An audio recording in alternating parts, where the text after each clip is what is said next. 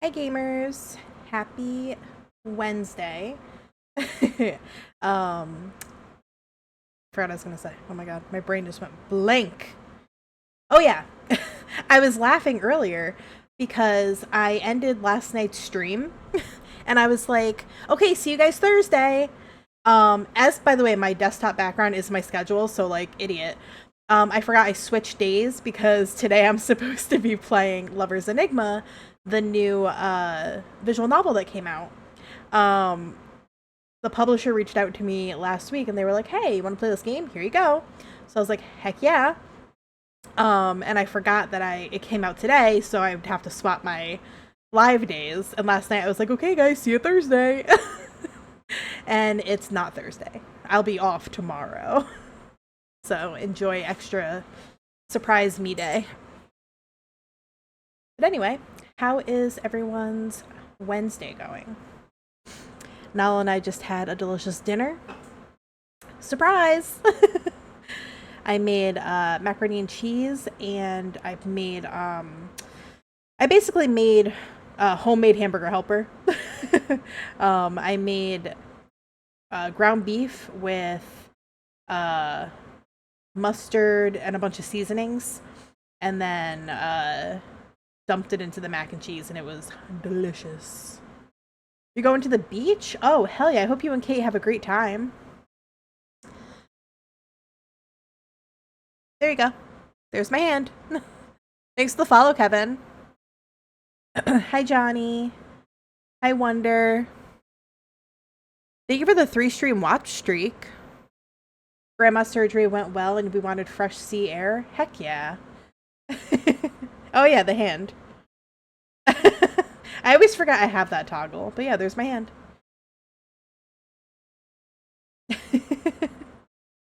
He's waving. You see my eye. Yeah, they're right here. Hi, Dom. How are you? Oh, I only have a toggle for the left hand, unfortunately, so. Sorry. Hi, Dippy. I'm very glad that your grandma's surgery went well, though. That's very good to hear. No, you can't see my shoes. I've given you enough. You're asking too much. That's very good, Dom. I'm glad. Good to hear. I'm glad to see you. Gotta lower my monitor. I'm like looking up. Why are you in a lot of pain on your left side? What happened?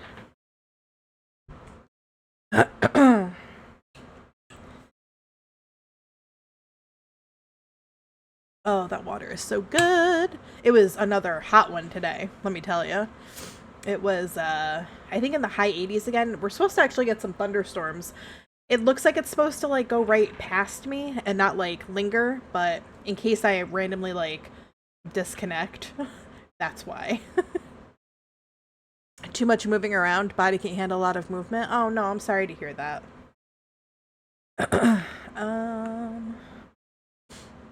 I think we're going to jump right into Lover's Enigma, though.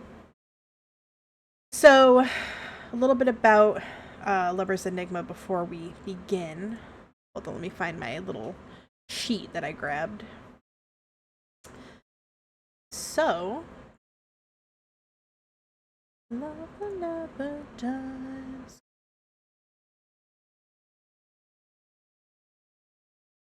So, Lover's Enigma is a game where you investigate your husband's mysterious death. Ooh. While balancing complex relationships and personal trauma. You're going to navigate a web of secrets involving a hidden cult and key characters. Your choices will shape the story and lead to multiple endings. And if I remember correctly, I believe there's like 24 endings. I think. Don't quote me. If you fall asleep during stream, you apologize. That's okay, Dom. If you fall asleep, it's not a big deal. I understand. I cannot do a flip, unfortunately. So I'll give you a little bit of info. So I'm going to be playing as a woman in her late 20s, struggling with the responsibility of balancing the intricacies of your relationships and my own mental stability, whilst also seeking the truth behind the mysterious death of my husband. You have to navigate through a web of secrets involving the cult, personal trauma, and complex relationships. There are 5 male leads you will meet over the course of the game. Each one of them is connected to you in some way or another. I won't tell you any more about the leads. I'll let us like introduce introduce ourselves to them naturally. And yeah, there's multiple endings, various character artwork to collect, which I love. That's one of my favorite things about Doki Doki Literature Club is the artwork that you can collect. There's also a rhythm mini game in this one. I'm very curious about that. And yeah, so I guess we're gonna jump in. Let's jump on in. And if anyone is interested, it is on Steam for purchase. And it is $11.99 USD, in case anyone is curious. All right, I'm diving in. Looks like Life is Strange with extra steps. I've never played Life is Strange, so I can't really comment on that. Hi, Deku. How are you? So this is like me watching a crime show IRL, balancing relationships and trauma while solving murder. Yeah. Oops, poor husband. I'm excited, though. Very, very excited. I love new stuff. I love new games. I'm a big visual novel fan. I didn't think I was going to like that type of game, but here we are. I am going to turn my music off. And let me actually turn the game volume down really quick.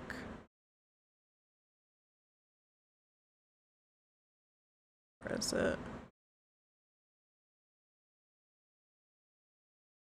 Oh, I have to be on the live screen, duh.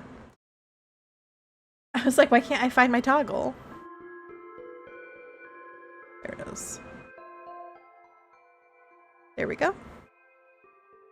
Alrighty, so that should be a better volume now. You're gonna listen to stream while you sleep? You have been awake since 9 p.m. Oof, that does not sound fun. Hi Xavier, how are you? This is called Lover's Enigma. It just came out today. It is a very interesting game. I'm very excited to dive into this. Thank you for the follow. Alright, make sure my settings are good. Ooh, I like that background. I think I already fucked with these settings earlier, so we should be good. Yeah. Alright, my name is Lilia.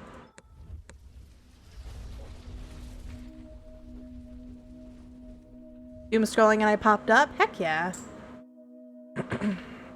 I'm glad. Welcome in, welcome in. Alright. I will be reading this to you as I go, so enjoy. Hopefully you guys don't get sick of my voice. I've been reading to you a lot lately. Burning. The air is thick with it, the stench of charring wood, of blistering flesh, of something once alive reduced to smoke and ash. Oh yeah, of course, Dom. Feel free to nap all you need to. I hope you get some sleep. From above, it is almost beautiful. A quiet constellation of embers rising into a blackened sky.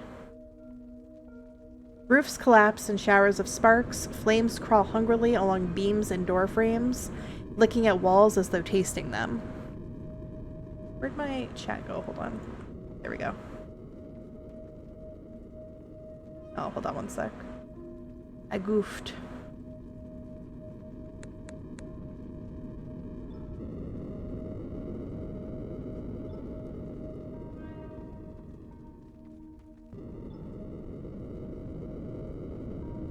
There we go. That's better.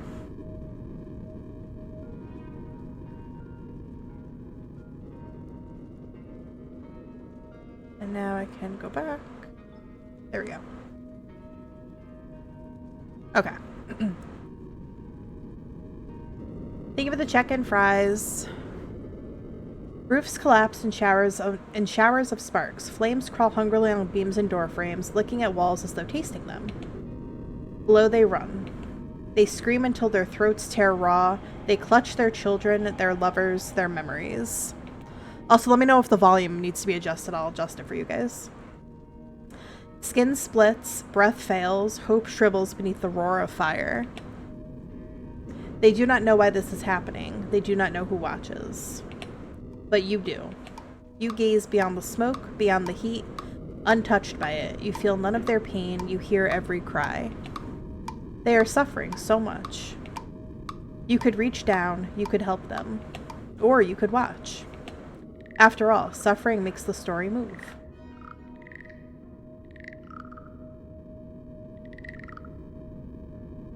Good choice. I look forward to your interference. Hey Boba, welcome in.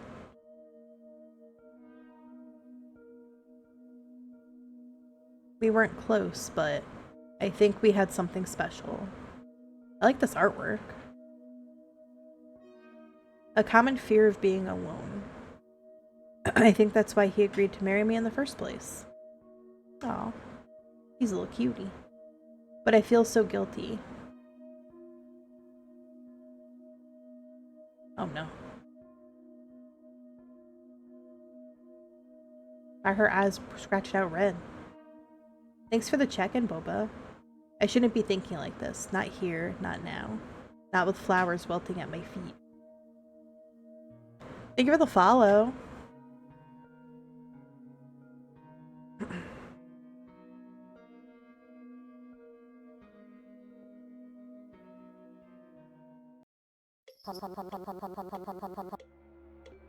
I'm sorry for your loss. It was so sudden, too.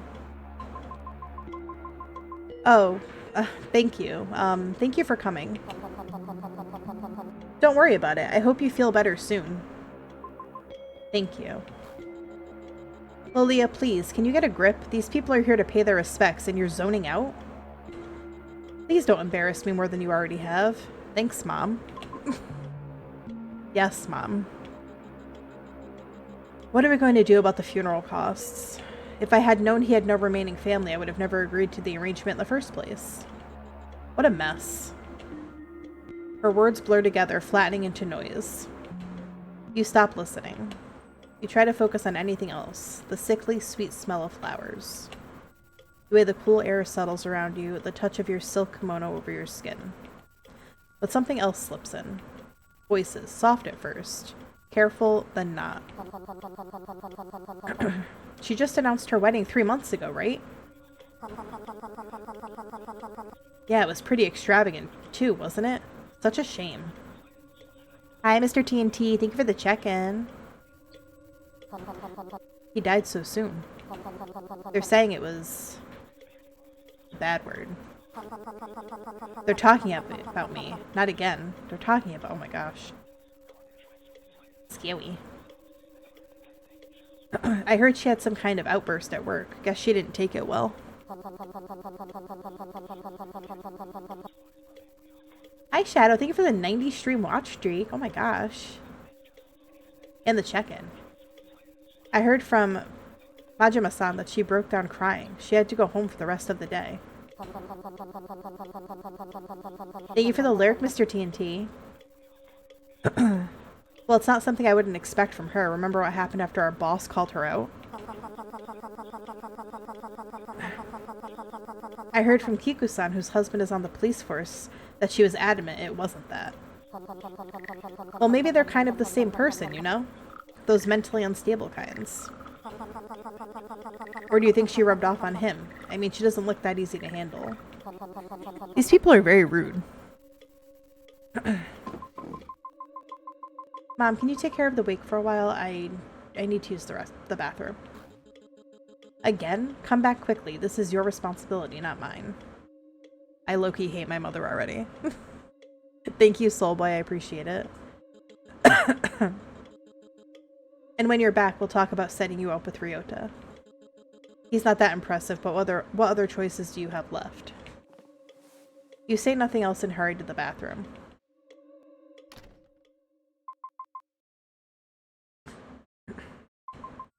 It's okay. It's okay. Just breathe. Just ignore them. After looking through the phone, click the arrow button on the bottom right of the phone to back out of the application. Press it again to exit the phone. Got it.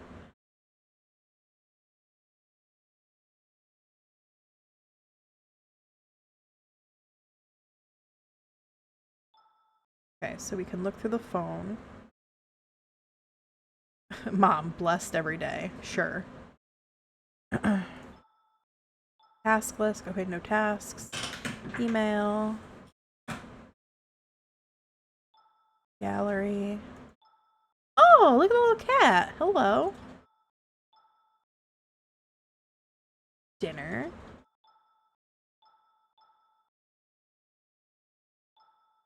Outside the apartment. What the fuck is this? This game looks cool. It seems cool so far. Yeah, I'm enjoying myself. We did just start, but so far I'm intrigued. Oh, this is the chat history. Okay. All right, very cool. I like that I have a little flip phone. Well, Leah, are you in here? Yoshida-san and the rest are here already. What did I say about embarrassing me? Get out here now and talk to them. Hi, Eli. Thank you so much for the follow. Lilia, are you listening to me? Lilia. Oh my god. Yowie. Ever since I was young, my mother's voice dictated my fate, every word a reminder that my future was a tapestry woven from family obligations. The pinnacle of this was my arranged marriage to Kazuki. Oh, there he is. A budding journalist my mother had met at a coffee shop. Lucky for her, he was in his late 20s too and looking to settle down. Reluctance gnawed at me, but I accepted, more to quiet my mother's persistence than out of any real desire. Love for Kazuki never blossomed, yet his friendship became a comforting presence, his kindness a balm for my uncertain heart. Then just weeks after our wedding, he died. Ooh. But something about the way he died, the timing felt wrong, terribly wrong. I can't say that word, by the way, because I'll get limited on the clock app, so I have to skip those parts.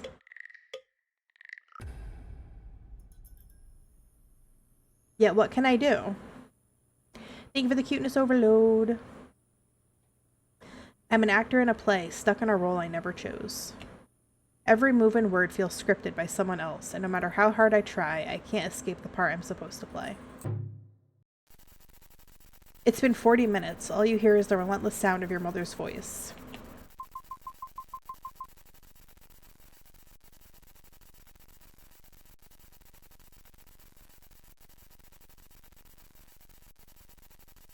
Thank you for the bald. What's up? Oh. Mom, I really don't think I'm ready for this. Nonsense, dear. You're not getting any younger, and it's high time you moved on. We just buried him, by the way. That's crazy. Besides, Ryota seems like a nice young man, and he's been asking about you. I know, but I still feel like something's missing, like I haven't properly said goodbye. Oh, sweetheart, always stuck in the past, aren't you? You need to stop dwelling on what's gone and start thinking about your future. Ryota could be a good opportunity for you. It's not just about Ryota, Mom. There's something off about Kazuki's death. I can feel it. Here we go again with your wild theories. The police investigated and they found nothing. You need to accept reality, Lilia, and stop living in a fantasy world. Thank you for the hydrate. You just got home and it was hot outside? Yeah, it was hot here too. Very, very warm. But what if there's more to it than what they found? What if Kazuki's death wasn't an accident? Enough. I won't entertain your delusions anymore. You need to focus on being a proper wife and daughter, not chasing ghosts. Yes, Mom.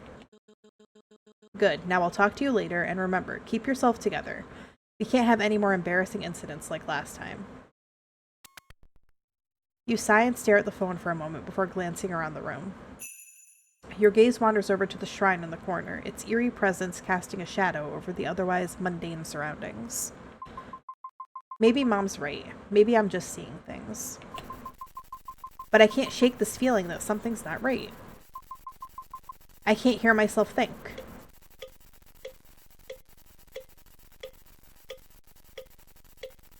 Thank you for the cuteness overload. You approach the shrine, a mixture of fear and determination coursing through your veins. As you reach out to touch his death photo, a chill runs down your spine. And you can't shake the feeling that you're being watched. Ugh. A1. Oh, I have to click. My bad. I'm like hitting spacebar.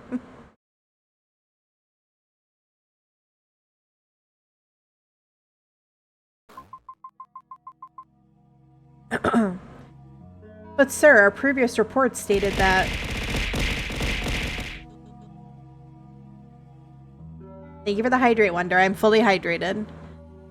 Wonder, do you think you could just tone it down on the redeems while I'm trying to read? Is that okay? Only because I'm reading these out loud, and they're very loud. Thank you.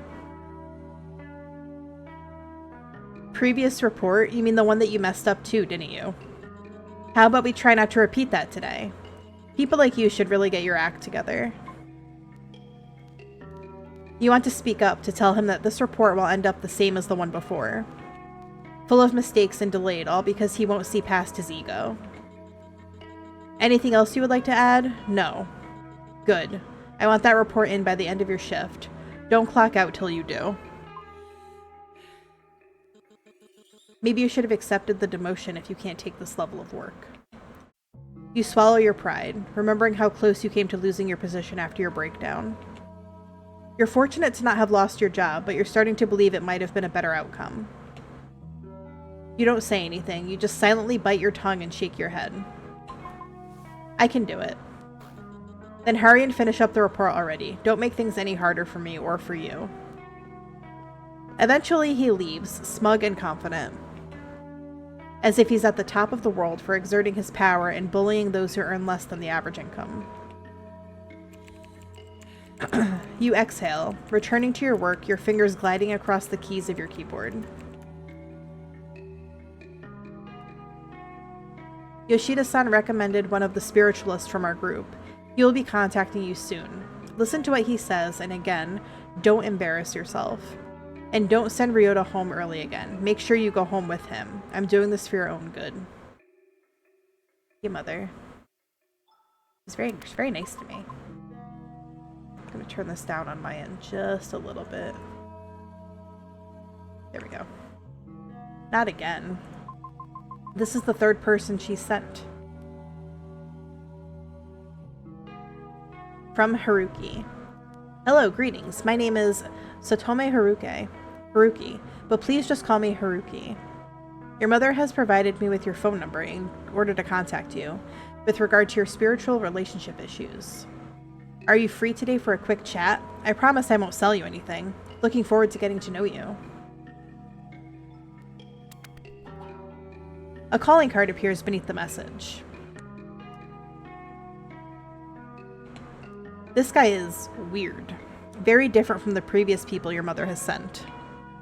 The usual aura of a mysterious spiritual leader is completely missing. If anything, he writes like an old man trying to connect with the younger generation, and somehow that makes him even more suspicious. You hesitate, thumb hovering over the screen, wondering if you should reply. You stare at the message for a long moment. Then, against your better judgment, you type a reply. You hit send and immediately regret it. Almost instantly, your phone vibrates again. Hello, greetings. My name is... I thought he just... Oh, there we go. Oh my god. I started reading from the top again. Thank you for your help, but today might not be a good time for an appointment. No worries at all. Due to my heightened spiritual powers, I shall appear at the moment if it is most convenient for you. Time, destiny, and scheduling conflicts are no match for me. Oh my god. So funny. You stare at the screen. He's either incredibly confident, completely insane, or both. Many hours later. Remember to lock up after you're done.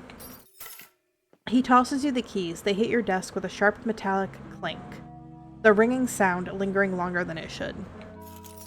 You swallow another insult and pick them up, fingers curling around the cold metal. Your colleagues have long since left. The office is empty. Just you and the rhythmic clicking of your keyboard. You only have one paragraph left, then you can go home. So you type.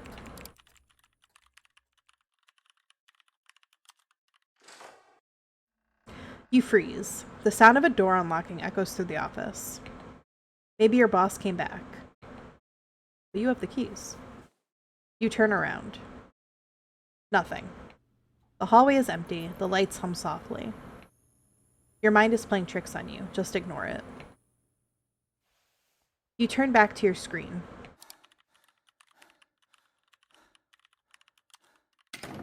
Oh.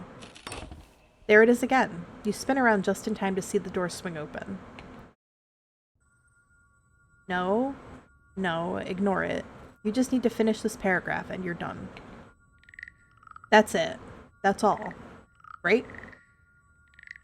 It's your mind playing tricks on you. Did you take your medication? It's supposed to numb everything. You just need to finish this paragraph and you're done. That's it. That's all. You force your fingers to keep moving.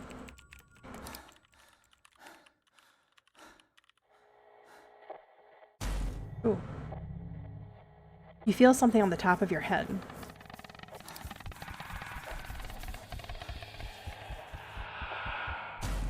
Oh boy.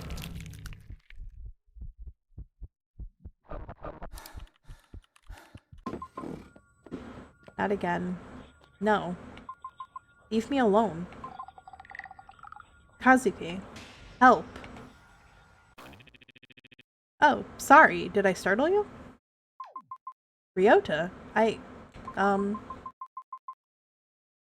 Atomic, thanks for the check-in. Welcome in. How's your Wednesday going? What are you doing here? I thought you left.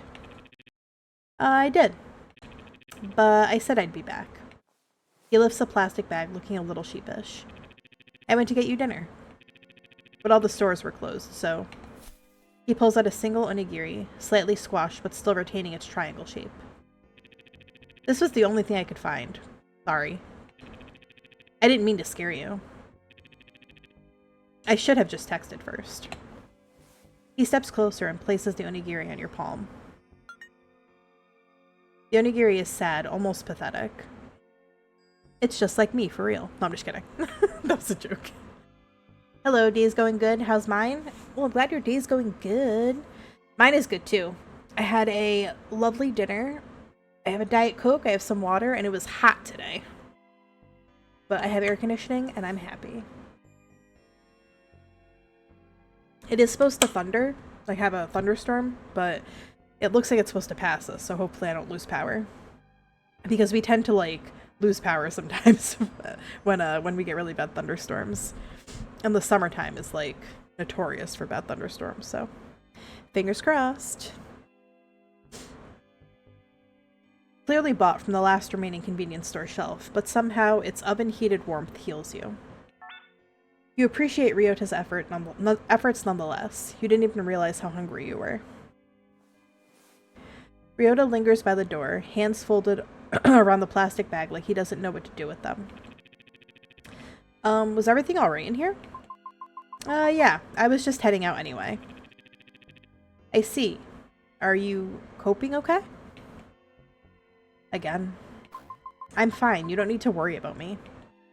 Your tone comes out sharper than you intended, edged with irritation. Maybe it's selfish for you to think this way, but there's only so many unintentional looks of pity or superiority you can take in a month. I didn't mean to overstep. He lowers his gaze, clearly chastened, fingers curling into the plastic bag. I just wanted to make sure. No, I'm sorry. I didn't mean to get so defensive. There's an awkward silence, then he clears his throat, the tension in his shoulders easing a little. Shit, you did it again. You pushed away someone who cared about you. It's been storming for the past 3 days. Oof. You feel that anytime we get windy days or rain, our oldest house always loses power. Yeah, same. Same. It's very annoying, but what can you do? I know I can do this. You don't need to worry about me, Ryota. Thank you. Is this the right thing to say? You don't need to keep thinking about it. Deep down, you already know the answer. Well, how about I walk you home? Not because your mom insisted every time, but I just want to. You're my friend. We used to walk home together all the time, didn't we? Back in high school? Thought it might be nice to do that again. You hesitate, guilt tugging at you for how snappy you were earlier. After a moment, you nod. Alright, you're right, it'll be nice. You lock up the office, the metal shutters clacking down as the lights flicker off one by one. The city outside feels quieter than usual. The two of you walk side by side to the station, footsteps sinking without either of you noticing. Eventually, you board the train, sitting next to each other in almost slightly uncomfortable silence. You stare out the window, watching the dark blur past, trying to think of what to say. But before you can gather the courage, Ryota speaks first. You know, about the whole fake dating thing. I figured you'd still have some reservations about it. But I thought if I agreed, maybe it'd take some pressure off you. Your mom was really insistent, and it looked like you were just agreeing the whole time. It looked like just agreeing to the whole thing would make things easier for the both of us. I know, and I do appreciate you doing all of this to get her off my back. It's just... It felt like you just went along with it because it was easier than standing up to my mom. The hum of the train fills the space between you. Shit, you said something unintentionally rude again. It is hard for me to stand up to her. She's helped my sister and I a lot, so when she asked, and I really thought it might make things easier for you if we went along with it. Well, the dating part might be fake, but I do care about you, regardless. That part is real. Right on cue, in a stroke of cosmic cruelty, Ryota's phone begins to ring. His expression stiffens when he sees the caller ID. He glances at you for a moment, then forces a small, apologetic smile. Sorry, it's your mom. He steps a little aside, posture straightening as he answers. Yes, ma'am. She's here with me right now. Yes, I'm taking her home. Yes, I understand. Last month, they had to restore power 3 times in the same day? Oh, jeez. That sounds so frustrating. Hopefully they gave you a credit on the bill. He nods faintly, even though she can't see him. The seminar, yes. I'll think about it. I really do want to improve myself, but this weekend is a little... I'm sorry. I'll do better. Yes, ma'am. She'll be home soon. Take care. He ends the call, his hand lingering on the phone a second too long. Ryota exhales quietly, gaze drifting downward. Sorry about that. He hesitates, then looks back up at you, forcing a lighter tone that doesn't quite reach his eyes. You know how she is. Have you seen the new 𝕋𝕚𝕚𝕚 movie? 𝕋𝕚𝕚 movie? I don't know how to say that. I heard it's surprisingly emotional for a cartoon wrote it with that much whimsy. They didn't give you a credit? Oh my gosh, I'd fucking scream. That'd be so annoying. You two step off the train. Ryota spent the last 10 minutes talking about the new 𝕋𝕚𝕚𝕚 movie. You didn't think he was still such a big fan like he was in high school, but it seems he still has room in his heart for that strange rodent creature you always thought looked a little off. Then again, it's been a while since Ryota looked this happy. Ryota blinks, suddenly realizing how long he's been talking. Oh, sorry, I rambled again. He looks away, a faint flush creeping up his ears. It's fine. It reminds me of how you used to talk back in high school. Then next time I'll listen to you ramble about anything you like.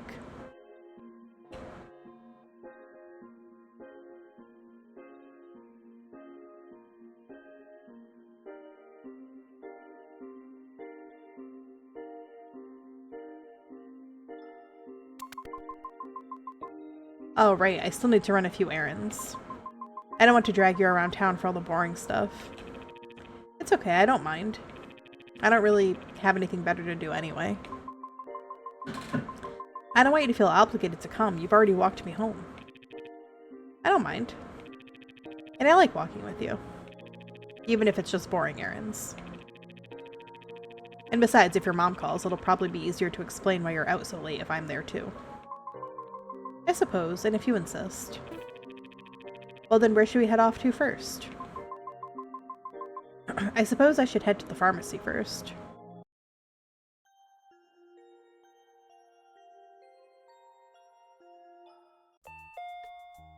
The pharmacy smells like antiseptic and stale candy. Fluorescent lights hum overhead, too bright for this late at night. Hi, Medicinal, how are you? Welcome in.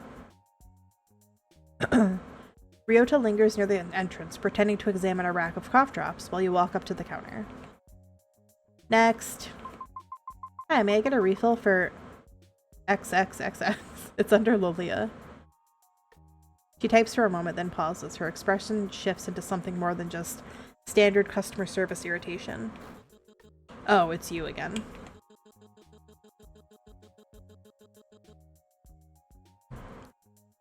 Your mother was here earlier. She demanded that we only authorize any medication changes through her. She insisted we block you from picking up your own prescriptions. This is a licensed pharmacy, not a family dispute hotline. We don't take custody orders from parents over adult customers. And frankly, if she keeps harassing my staff, I'm going to escalate this. We can't have people threatening clerks because they don't like how medicine works.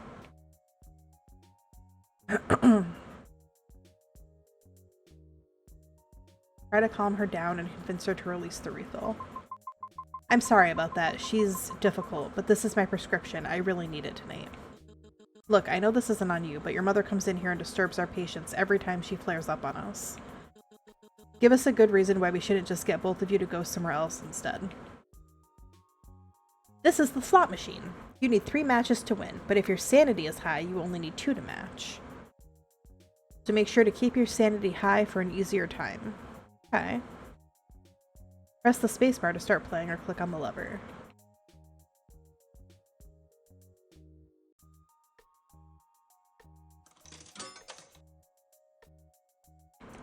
Uh-oh.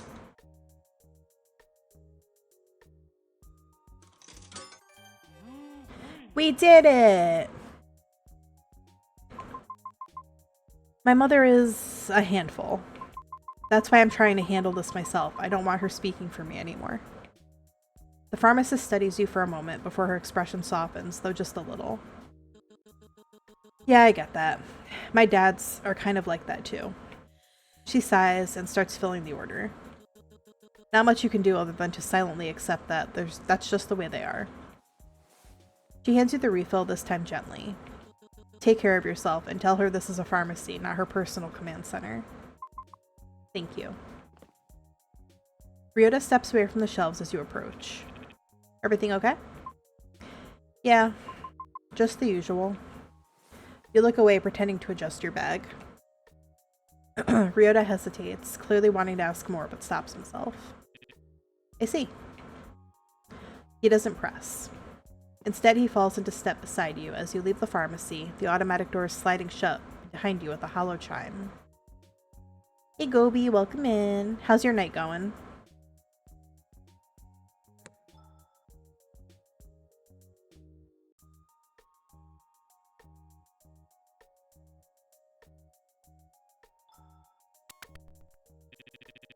What's next on your to-do list?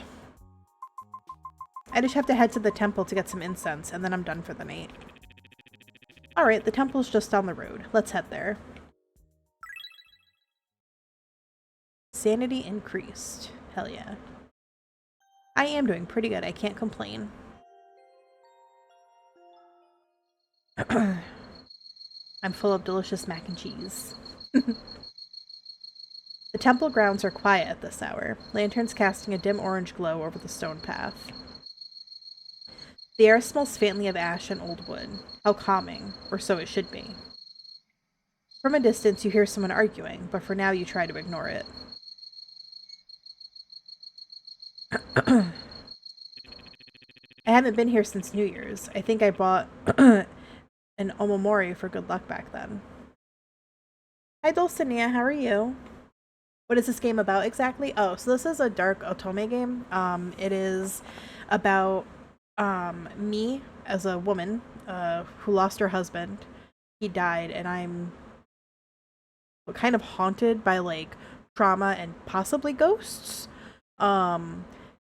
And yeah, that's all we got so far. And basically I have to investigate what actually happened to my husband. I'm good, Dulcinea. How are you doing? You having a good Wednesday so far? Did it work? Well, the new 𝕋𝕚𝕚𝕚 movie just came out, so I think at least a little bit of it is working. You snort softly and head toward the small shop near the main hall. For such a modest shrine, it's strangely convenient that they sell incense here. You lean on the counter, scanning the shelves. The usual shrine priest is nowhere to be seen. Your attention is being drawn back to the yelling. From behind the main building, raised voices echo through the courtyard. Please, let me in. Please. Please. I told you, you're banned. Get out. What if I gave you this super limited edition talisman? It's one of a kind, because I made it myself. I said no. Now go away before I call the police again. The priest hurries back to the shop, adjusting his sleeves, face visibly strained. A visitor? Sorry about that. How can I help you? Incense, please. The usual. He nods quickly and reaches under the counter, handing you a small bundle. That'll be... He suddenly freezes, eyes widening as he looks past you. Hey! What did I say about entering the temple? Please hold on for a second, miss. The priest bolts from the counter again, running towards the direction he was looking at. I swear I'm going to make sure this is the last time you pay and step away with the incense. Does this usually happen? Well, I think this is the first time I've actually processed how strange all of this is. I guess every shrine has its regulars. Strange town, strange people, but at least you got what you came for.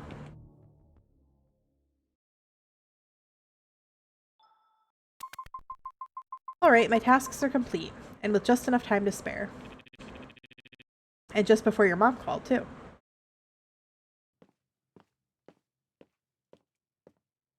You and Ryota step out of the lower street, the night air cool against your skin.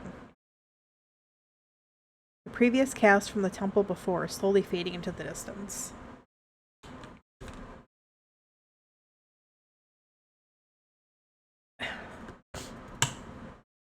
At least until... Wait! I thought my spiritual powers had failed me, but it seems I have managed to catch you after all. You freeze as someone skids to a halt in front of you, nearly tripping over his own feet. Hello. And the vibes around your home are not immaculate. I can already sense the bad spirits wriggling around your abode. We're not at my house. What are you even talking about? Oh, sorry. I think I was reading from an earlier draft of this interaction. I mean, ignore that. What I meant to say is your aura is exceptionally poor. Do you find yourself more nervous, more stressed? Is your hair falling out more than usual? Fear not. I am Otome Haruke, exorcist extraordinaire at your service. But please, call me Haruki. Oh, I can go for some ice cream right now. That'd be delicious. A nice cold ice cream. Who the hell is this guy? You stare at him. You were shaken earlier, but now you're just baffled. I bet you're thinking, who the hell is this guy? Fear not. Your esteemed mother has employed my services to assist you with the spiritual disturbances plaguing your dwelling. and thank you for answering my text message. I thought you would have blocked me instantly. Do I think rhubarb ice cream is good? I've actually never had rhubarb ice cream, but strawberry rhubarb pie is very good. I don't know if rhubarb by itself would be good, because rhubarbs are pretty bitter. Maybe if it had enough sugar. Or something else to balance it, like the strawberry. Well, Leah, let's go. This guy is weirding me out. I think we should call the police. Wait. My mom did mention she got someone from her organization to help with the problem. So unfortunately, we can't arrest this guy or mom will throw another fit. The organization, right. I thought they'd be a bit more professional. Excuse me, I am still here. Fear not, my reputation precedes me. While some may doubt my methods, I assure you, I possess genuine spiritual prowess. He dramatically thrust his hand into his pocket and slammed something into your palm. Behold. It's a talisman. A very crudely drawn talisman, the ink is smudged, the symbols look suspiciously handwritten in marker. Maybe you shouldn't take things from strange people. Haruki recoils in mock offense. Sugar is best. Hey, this is the real deal. Handcrafted, artisanal, spiritually aligned with all that is good. He beams at you. Go on, take it. You hesitantly take the talisman. It feels warm, unsettlingly warm, body heat warm. Thank you for trusting me. This marks the beginning of our sacred client-exorcist bond. Ryota looks at the talisman again, then at Haruki. We're definitely calling the police if anything weird happens. That's fair. As I said, I conduct myself with the utmost professionalism. Anyways, I shall not vanish, as the narrative has clearly decreed it so. Farewell, dear client. I will reappear precisely when the plot demands it. Until next time, spiritually burdened protagonist. He spins on his heel and sprints down the street, nearly tripping over a curb. I love this guy. Ryota watches him go, silent for a moment. Are you sure your mom hired him? I wish I could say no. Ryota sighs, rubbing his temple. If he shows up again, we're calling the police. You glance back at the street. For a split second, you think you see Haruki peeking from behind a lamppost, giving you a thumbs up. When you blink, he's gone. That was an unfortunate encounter. Let's get out of here before he comes back. Oh right, before we go back to the apartment.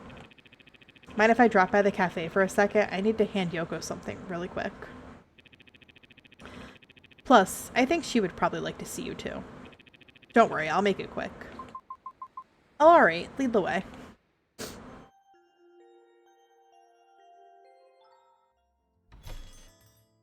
The door chimes softly as you step in. The familiar scent of coffee and syrup wraps around you. Oh, Ami-chan, you're my sweet candy. You've come to visit me. She moves toward you, arms lifting for a hug, then abruptly stops herself. Right, sorry, it's been a while. I shouldn't just grab you like that. She turns, spotting Ryota. Oh, and he's here too. You brought my unfortunate baby brother. Oh, okay, they're siblings, got it. You don't have to sound that unhappy to see me. I'm not, I just rather see Lolia. It's like ordering a really tasty burger but getting some soggy fries on the side. Are you calling me the soggy fries? I don't think anyone would call you a tasty burger. Yoko leans across the cafe table, chin resting in her palm, staring at you with an exaggerated sigh. I don't want to talk about you anymore, Ryota. Lolia, we barely see each other these days. You're always busy. I'm always busy. The only time we see each other is when you drop by the cafe. Hey, I can't help it if our shifts overlap with our rest time. Totes to spare. Thank you for the head pats, Emerald. Maybe I'll open my own cafe someday. Then you can drop by whenever you want. Your own cafe? Yeah, I'd be a maid cafe.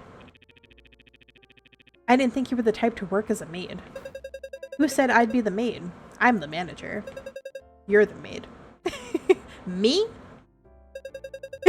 Oh my god. Despite your airheaded personality, your good looks and height alone make you at least 60%. I don't know what that word is. Ikimen? Material? Sorry, my pronunciation is probably terrible. Please don't hate me. Of course, we'll need a proper cast, though. A tsundere type, obviously. Maybe a Genki one, too. And of course, a charming princely type. Who are these guys? Have we met these guys yet? Oh, wait, this is my... Okay. Well, this is my dead husband. That's upsetting. Why would they put him in a maid outfit? That seems disrespectful. This is Ryota. I don't know who this is. And is this supposed to be that guy, Haruki? I'm pretty sure this is the husband. Kenzuki? Is that his name? Kazuki? I don't know what any of those words mean. Oh, you can be the airhead type. It creates gap mo with your... What is the word? Moe? Somebody told me how to say that the other day and I forgot already. Oh my god. With your serious outward appearance. What if you did one of those games and streams with nothing but bad pronunciations? I feel like someone would take offense to that and get really mad at me. I feel like I should take that as an insult. Your necromancer is level 45 in Diablo? Hell yeah, Emerald. You've been grinding nonstop. That's awesome. It's a compliment. Your airheadedness is endearing. It is? See? That right there. That's your thing. The soft, confused airhead energy. Alright, alright. When you open your cafe, I'll work a few shifts, but I demand 100% commission rates. The best I can do is get you free snacks. As much as I like to indulge in this scenario, Ryota, didn't you say you needed to hand Yoko something? Oh, right. I do. He reaches into his bag and pulls out a familiar stack of pamphlets. The same designs, the same slogans, your mother's handwriting scribbled on the corners. Madam wanted me to hand these to you.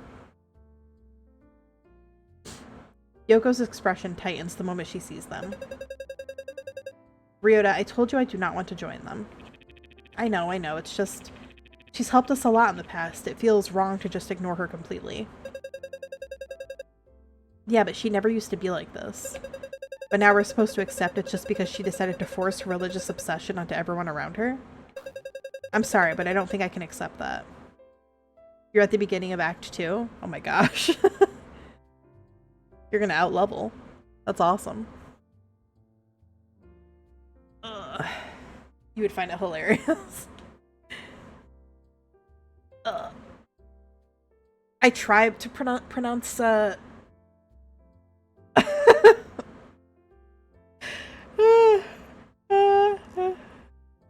Sorry, I yawned. Oh my god. Thank you for the bald. I try not to, I try to pronounce things the right way, but sometimes my, like, brain just turns off. Same thing when like, people, like, follow me, and I'm like, hey, thank you for the follow, and then I'll, like, butcher their name. I'm like, fuck, my bad. It's the VTuber curse. I just think it is only right to entertain her a bit. I think it's more rude to tolerate her antics without any intention of joining. You are giving her hope that you will follow her path. Maybe I'll start considering. She takes the pamphlets anyway, gripping them tightly. I'll take these for now, but if you give them to me one more time, I'll rip out every single strand of hair on your head. Baldesia. I am just trying to be filial. Right, but at the expense of everything else. You clear your throat, a small sound, but enough to cut through the tension. Yoko blinks, then looks at you properly. Oh, sorry, Lilia. Yoko forces a smile and moves back behind the counter. Sorry you had to see that. She clears her throat, straightening her apron. Well then. Yoko forces a smile and moves back behind the counter, slipping easily into her usual cafe persona. Anyways, I'm glad you dropped by for a visit. And I hope next time you won't be delivering any more of these items, Ryota. Noted. It is probably best if we get going soon. It is getting late. Yeah, go before I start charging you for staying. Just as you turn to leave, Yoko reaches under the counter. She slides a small croissant across the table. She leans forward and gives you a playful wink. On the house. She lowers her voice. Consider it an apology for witnessing our little argument. You nod quietly grateful and take it. The warm pastry feels strangely comforting in your hands.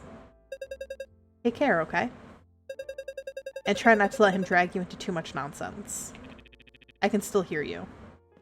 Yoko only laughs, waving you off as you step back into the night. You probably will. It wouldn't be the first time. I don't doubt that. Ryota checks the time on his phone, then looks back at you. There is still a bit of time left. We can go to one more place nearby if you want. Or we can just head back home. He hesitates, expression turning a little uneasy. Your mom will probably call around 12 a.m. to check in. You should definitely be home before that. He gives a small, tentative smile. So is there anywhere else you would like to visit?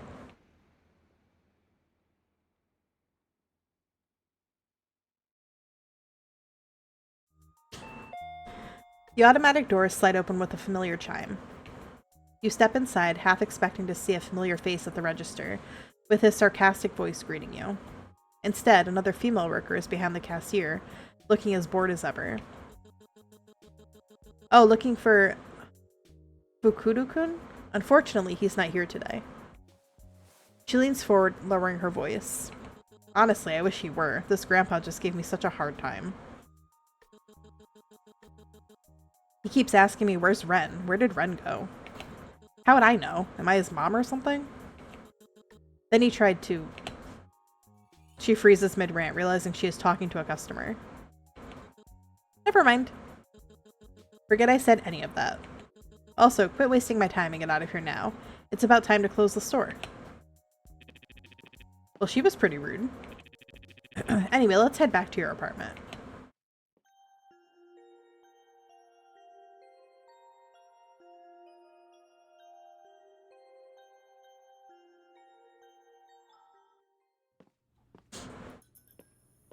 You step into the hallway, the fluorescent lights humming softly overhead. It seems our journey has come to an end. Then I will see you tomorrow. Make sure you get some rest. You there, stop that. I think the chaos of today will never end. You both look toward the commotion. Near your apartment door, a familiar figure is crouched on the floor, taping paper talismans to the wall like he owns the place. And another familiar figure is standing over him, arms crossed, expression visibly exhausted. As I said, I am completely qualified to be here. No, you're not. As far as I'm concerned, you're a suspicious person, and that warrants a police report. What could I possibly have done to warrant that suspicion? Anyone would be suspicious of someone setting up strange talismans outside the corridor of the apartment they live in. Haruki waves a laminated card dramatically. I showed you my business card. That counts for something. That's not a business card. That's just a signed headshot of you. You step closer. Haruki notices you immediately. Lilia! Your neighbor is spiritually obstructing my professional services. Ren turns to you, relief and irritation mixing on his face. You, please do something about him. He's been here for 10 minutes. He tried to staple something to the fire safety notice. It's a completely real and effective talisman. You should show it yourself. Or you should know it yourself. After all, you are also spiritually attuned. I know enough to know that you're a complete fraud. Ryota watches from behind you, quietly processing the scene. I see. Haruki puffs up proudly. See, even your fake boyfriend understands my importance. Fake boyfriend? What are you doing here, Haruki? I am conducting a preliminary spiritual perimeter sweep. Hi, Brovikin. Oh my gosh, thank you so much for the 75 stream watch streak. Big numbers. And all your dancey emotes I love. Hope you're having a good night so far. Hello, Boba. Ba. You are taping doodles to the walls. They are spiritually charged doodles. Ryota steps closer, glancing at the talismans. They look hand-drawn. Hand-drawn by a spiritually gifted hand. He drew a smiley face on one. That was to confuse malevolent entities. You are not sure if he is joking. Okay, I understand. I shall withdraw for now. But I would like everyone here to know that I am leaving of my own accord. Not because I am threatened by the sheer number of spiritually unappreciative civilians present. Please go. I will return when the spiritual vibes are more receptive. Farewell.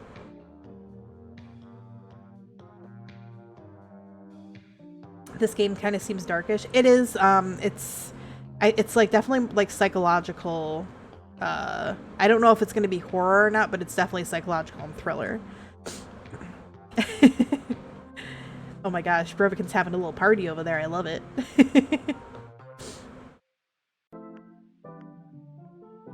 He jogs down the corridor, again nearly tripping over his own bag of talismans, and disappears around the corner. It is your thing, and we love it. Silence finally settles over the hallway. Ryota looks at you, equally confused. I am sorry, I did not expect that.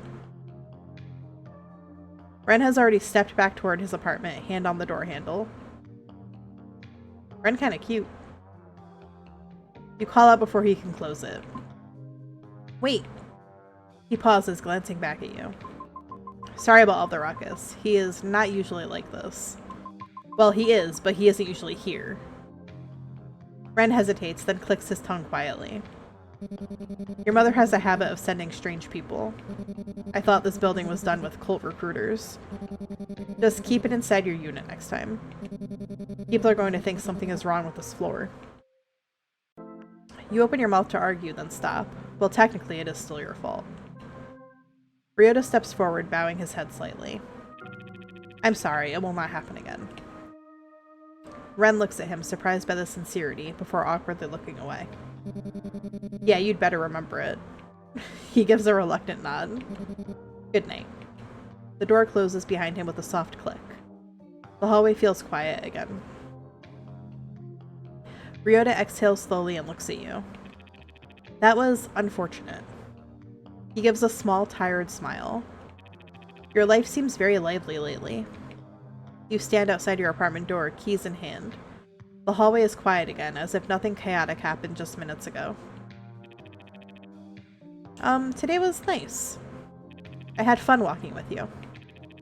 If you're alright with that, I would like to spend more time with you soon. I mean, only if you're up for it. No pressure. Well, I'll see you tomorrow. He gives a small nod, then turns and walks towards the stairs, posture stiff like he is afraid to look back. The hallway feels quieter without him. You finally enter your apartment. A groan escapes from your lips as you're finally able to kick off your shoes and collapse exhausted onto the couch. Oops. What an eventful day. Just as you're about to let out a breath and relax, your phone vibrates in your pocket. A message from your boss? Shit, you forgot to send the report. You were so caught up with everything that happened after work, and everything that happened after that, you completely forgot about the report.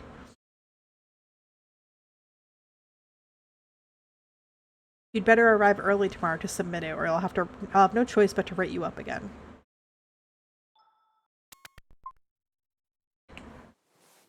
You sink down onto the edge of the couch, rubbing your face with both hands. The day's exhaustion finally catches up with you. I can't deal with it anymore. There's too much going on. Both him and my colleagues. Everyone looks at me with that same pitiful yet annoyed expression. They gossip about me behind my back, yet every time they see me they offer some unnecessary advice. It'll be so much easier if they just told me straight to my face that I'm weak. And Ryota, I bet he thinks I'm Kazuki, his death. I just need to keep it together, somehow, and then I'll be fine. I can't fall apart now, not yet. Not with everyone waiting for me to fall. Maybe they're right, maybe I am weak. Maybe I deserve their looks, their gossip, maybe I deserve all of it.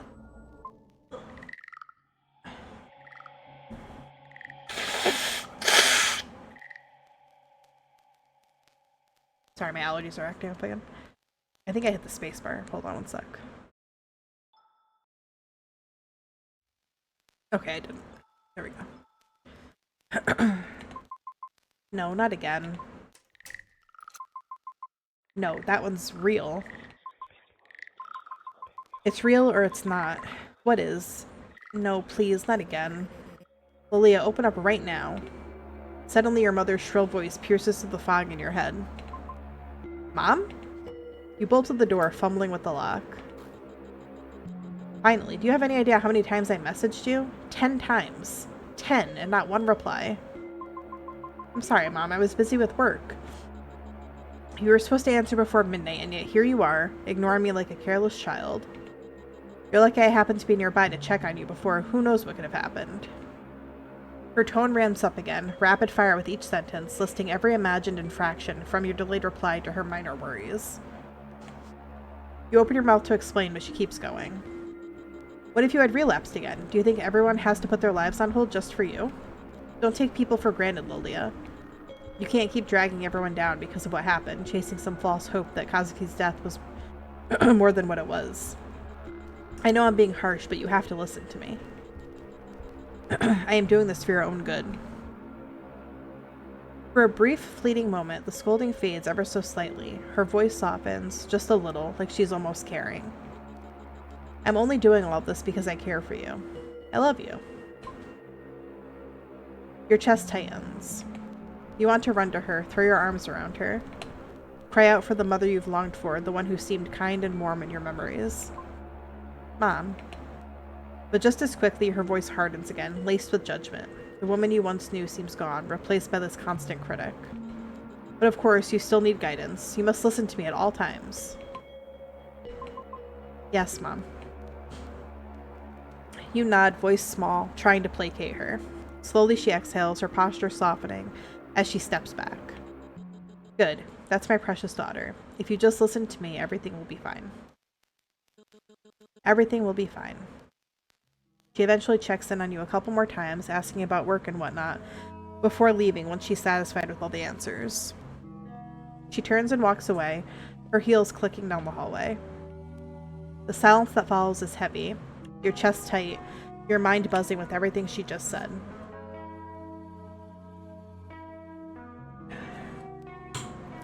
For a moment, you wish the warmth had lasted, that the mother you remembered was still here. But all that remains are your memories, and the nagging echo of her care mixed with judgment. You close the door behind her, leaning against it, letting out a long, shaky breath. As the silence settles, a sudden tremor courses through the room. The furniture rattles, and that unsettling croaking noise fills the air again, sending a shiver down your spine.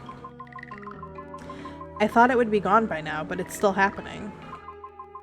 What was it? I need to check my phone.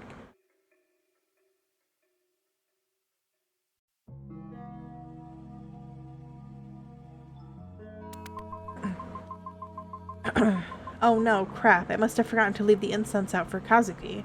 No, damn it. As you approach the shrine, it begins to shake violently. Kazuki's death photo slips off the altar.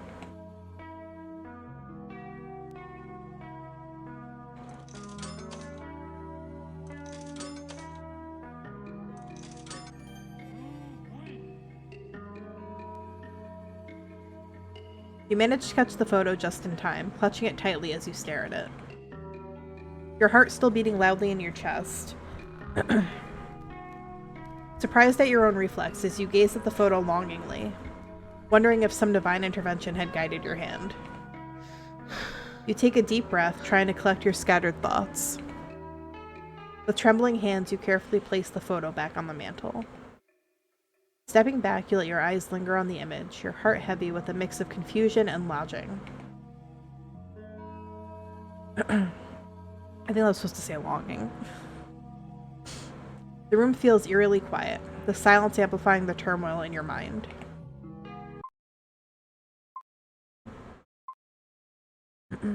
Oh! Kazuki? Shit. Oh, I'm losing it again. That's not good. I need to calm down. I need to calm down. What did she tell me? What was it? The bathroom. Yes. I have to get to the bathroom. Normally you would get actual help in order to keep yourself together. But that's not an option for you, at least not now. So this is the next best thing in keeping things under wraps. In this rhythm-based game, your goal is to match the beat by pressing the arrow keys at the right time. Hit the corresponding arrow key just when it lines up. I'm bad at rhythm games, so we might not go. We might be having trouble here, just so you know. We'll see how it goes.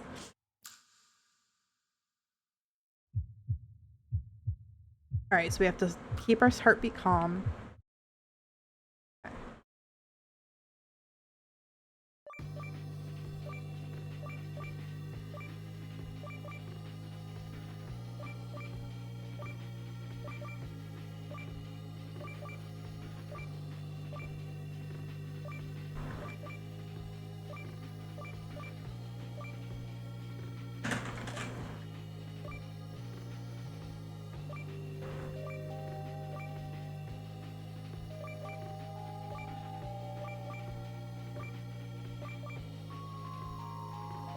fuck.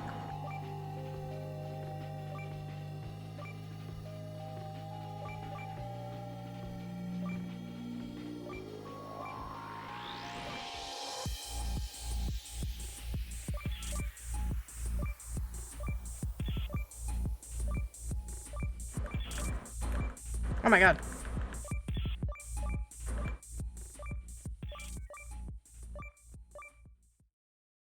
Oh my god. That was scary. It got really fast. Okay, I'm fine. I'm good. It's under control. My head hurts. I should go to bed.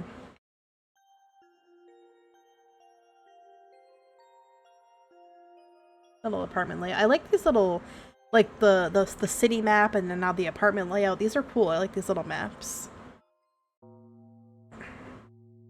As you enter your bedroom, you fumble for the light switch in the dark. Your hand brushes against a sharp edge on your nightstand and you feel a sudden stinging pain. You pull your hand back quickly, but it's too late. A small deep cut begins to bleed. Shit. You grab a nearby towel and wrap it around your hand, pressing deep into the cut, trying to stop the bleeding.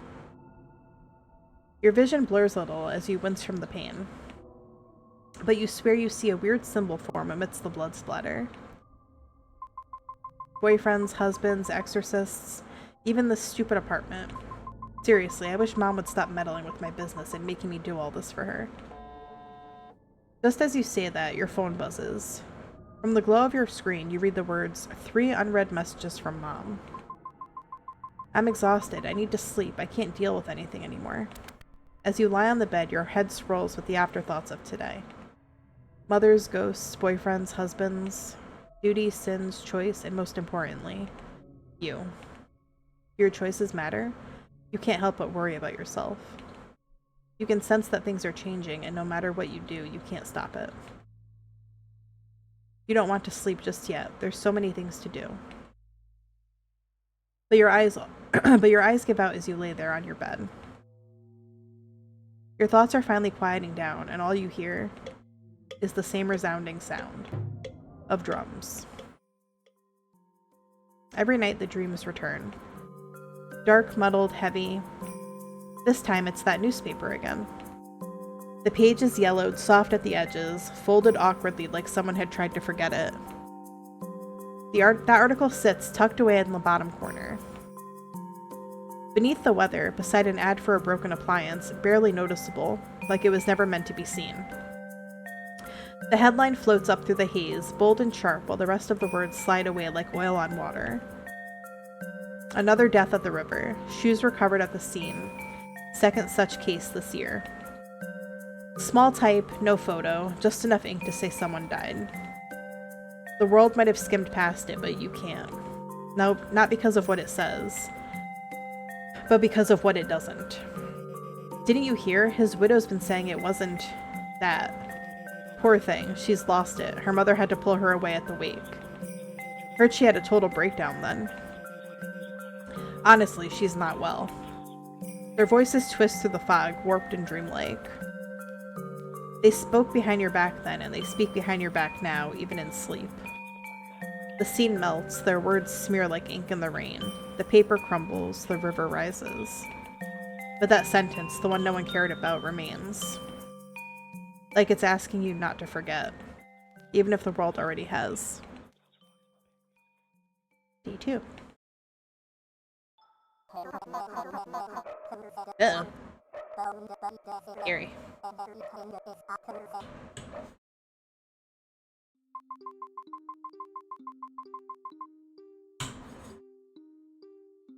I can head home from here. I'd rather not take up too much more of your time, Ryota.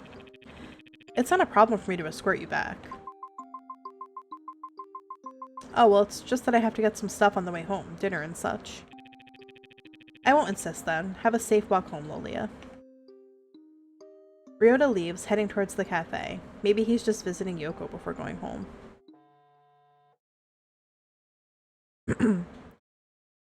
Keep yourself together, Lolia. Just follow your routine and it will be okay. Just remember to do as I say.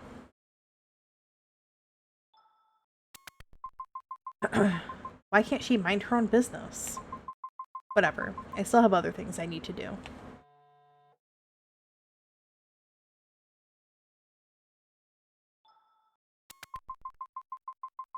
Anyways, I should get some offerings for Kazuki's shrine before going home. Thankfully, the temple is still open at this hour. Free roaming is now available again. You'll be able to explore the town from 20 to 2300. Okay.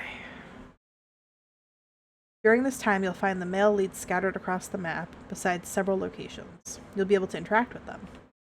You can also interact with various other townsfolk for other side interactions. However, they won't wait forever. Some interactions will disappear after a certain time, so choose wisely. Additionally, any interactions involving the main characters will automatically advance time by an hour. Plan your night carefully.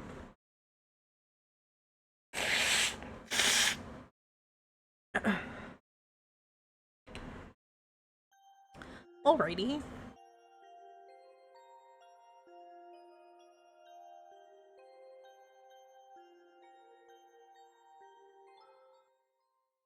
Oh. As you approach the temple, you see Haruki being hastily escorted out by an irate monk. Seriously, stop handing out your business cards to people trying to pray. This is a holy ground, not a business conference. Haruki, unperturbed by the monk's anger, tries to defend himself as he's pushed to the exit. Whoa, you boy on the grind for that bread, you get me? I'm an actual exorcist. I'm here to help. That's enough. We've had it with your antics. Leave before I call the police again. Geez, I'm doing what's called marketing, alright? People need my help, and I'm not going to stop spreading the word. Excuse me, I can vouch for him. He's an actual exorcist. I'm actually one of his regulars. The monk turns to you, his brows furrowed in skepticism. Young lady, you cannot be serious. This is clearly a con man. You need to be more cautious. People like him prey on the vulnerable. I understand your concern, but he has genuinely helped me. I wouldn't be defending him if he wasn't the real deal. The monk studies your expression, his stern look softening slightly as he considers your words. You honestly believe that? It's hard to believe anyone would find help from such a character. See, I told you, I'm a real exorcist. Just trying to help people, no scams here. Give me a chance and I promise I'll respect your holy grounds. No funny business, just good old... The monk sighs, clearly torn between his duty and your insistence.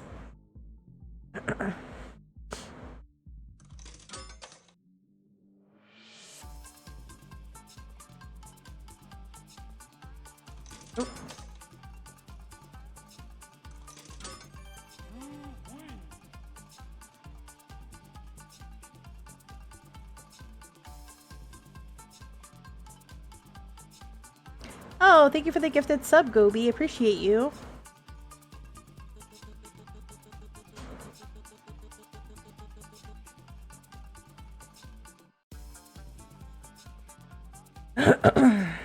Alright, I'll give him the benefit of the doubt this time, but if I catch him causing trouble again, he's out for good. Thank you for your understanding. Trust me, he's really helped me out of some bad spots. Hey, Keela, thank you for the check-in. The monk nods reluctantly. Very well. I'll take your word for it. Just make sure he respects the sanctity of this place. Haruki grins widely, clearly pleased. Thanks for backing me up, Lilia. You're the best. I owe you one. Anyway, dear client, what brings you to this sacred ground? Surely you didn't come just to witness my flair.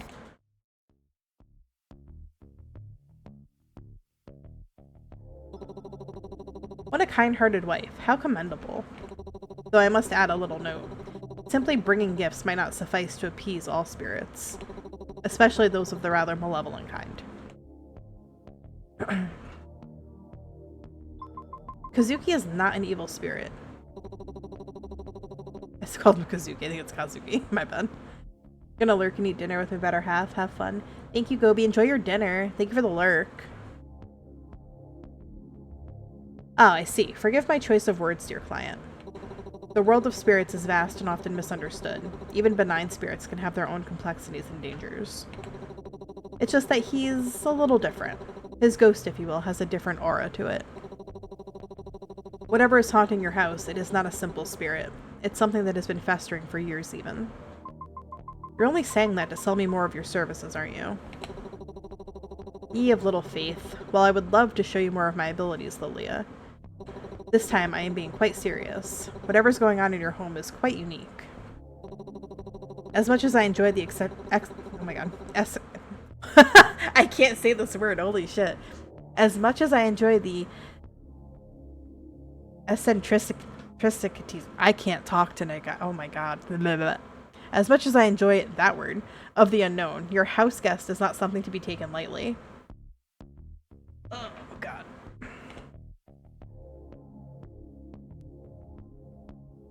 My mouth will not let me say that word. I can say eccentric, but it won't let me say the rest of it for some reason.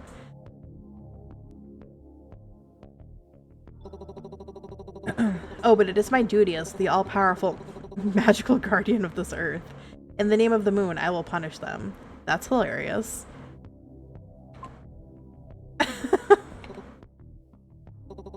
I mean, I do worry about you, not as some random guy your mom hired, but also as a spiritualist and as a friend. So please, tell me if something is wrong. I'll think about it. That's good enough for me. Anyways, I would love to stay and chat, but duty calls. Remember to contact me if anything happens. I'll be off. With a dramatic flourish of his coat, Haruki turns and heads down the temple steps, disappearing into the bustling streets. You watch him go, a mix of amusement and reassurance setting in. Despite his this game wants to kill me. Despite his eccentricities. Why can't I say that word, yo? What the fuck? Despite this, Haruki's presence feels undeniably comforting.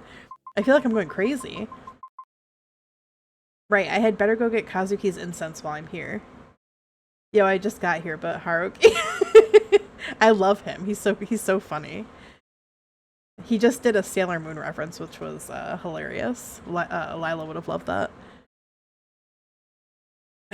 Right, I had better go get Kazuki's incense while I'm here. Iconic. What's iconic is this flip phone. I'm loving it.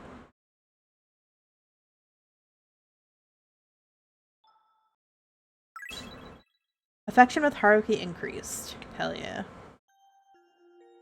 Alright. Now where do I go? Let's see. Gotta keep my sanity high. Leave incense for Kazuki. Do your daily routine. Visit Granny. Thank Yoko for the croissant. Let's thank Yoko for the croissant. I liked her. Where is the cafe? Is that lower district? No. Must be upper. Oh, there's Ren. He was cute, though. Maybe I should go see Ren.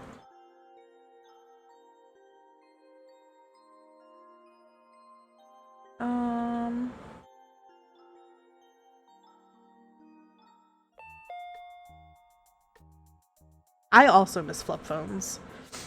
I'm like,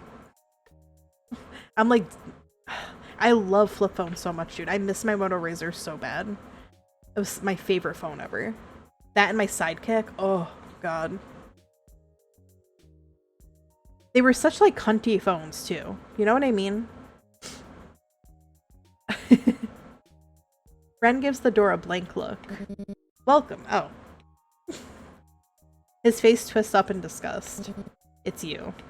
Look, just get what you need and go home. I don't need you to make a mess at my job, too. As if you could get enough of me. Ren scoffs, but there's a hint of appreciation in his face. I don't have a clue what you're talking about. Just get what you need. After picking up the items that you needed, you head back to the counter to purchase them. Ren begins to scan your items silently. He pauses scanning and silently looks at the air freshener among your items and gives you an approving look. You look at him, confused at his actions. This isn't the worst thing you could have bought. It's the brand I always get. He appears almost bashful at the admission, as if he has shared a massive secret. You're in love with the style of this game, you feel like you want to eat the art. Dude, I know, isn't this art style so cool? And I love that it switches back and forth between, like, this pixel black and white art, and then all, like randomly you'll have like full color art. It's very, very cool. I really enjoy it. And there's also moments when, like, because this is like a psychological horror type game, which is apparently my theme for the month, is just like being a freak. But there was a point earlier where like my character was like going kind of nuts, and the screen was like the black and white pixel, and then there was bright red lettering flashing on the screen. It was really, really cool. It feels like first page versus the rest of the manga. Yeah, oh my god, that's a great way to describe it, actually. Yes, you're 100% correct. That's a perfect description.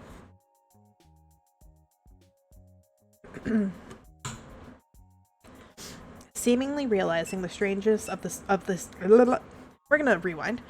Seemingly realizing the strangeness of his statement, he hastily scans the rest of your items without saying another word. He points at the cash register's display.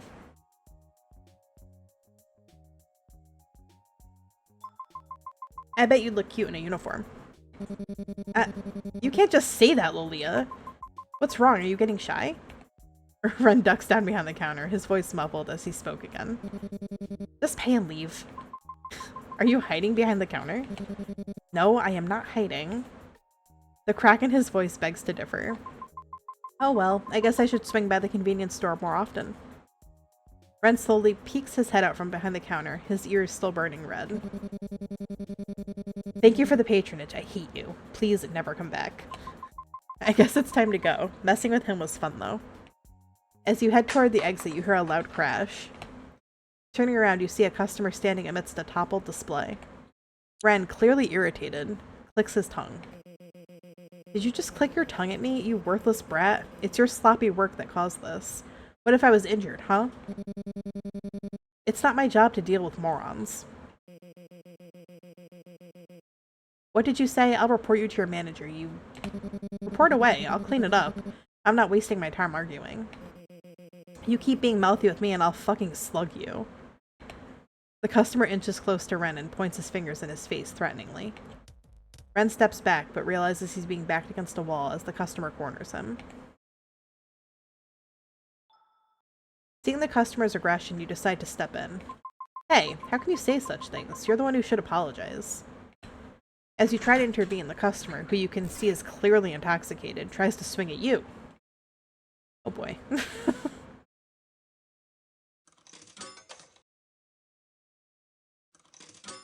Imagine I lose this one out of all the ones I could lose. I'm gonna get punched in the face. Hell yeah. He missed. Ha, serves you right. Ren takes the mop in his hand and continues to hit the already downed customer. Take that, and that. Ren, I think he's had enough. Oh, fine. He tosses the mop aside in triumph. The customer drunkenly stumbles his way out, confused by the whole situation. Ren turns to look at you with a newfound respect. Huh, it was cool how you dodged that guy so quickly. Oh, what's that? I don't think I heard that first part quite clearly.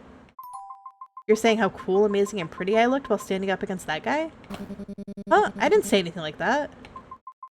It's just nice to hear some appreciation coming from you for once. Don't get used to it.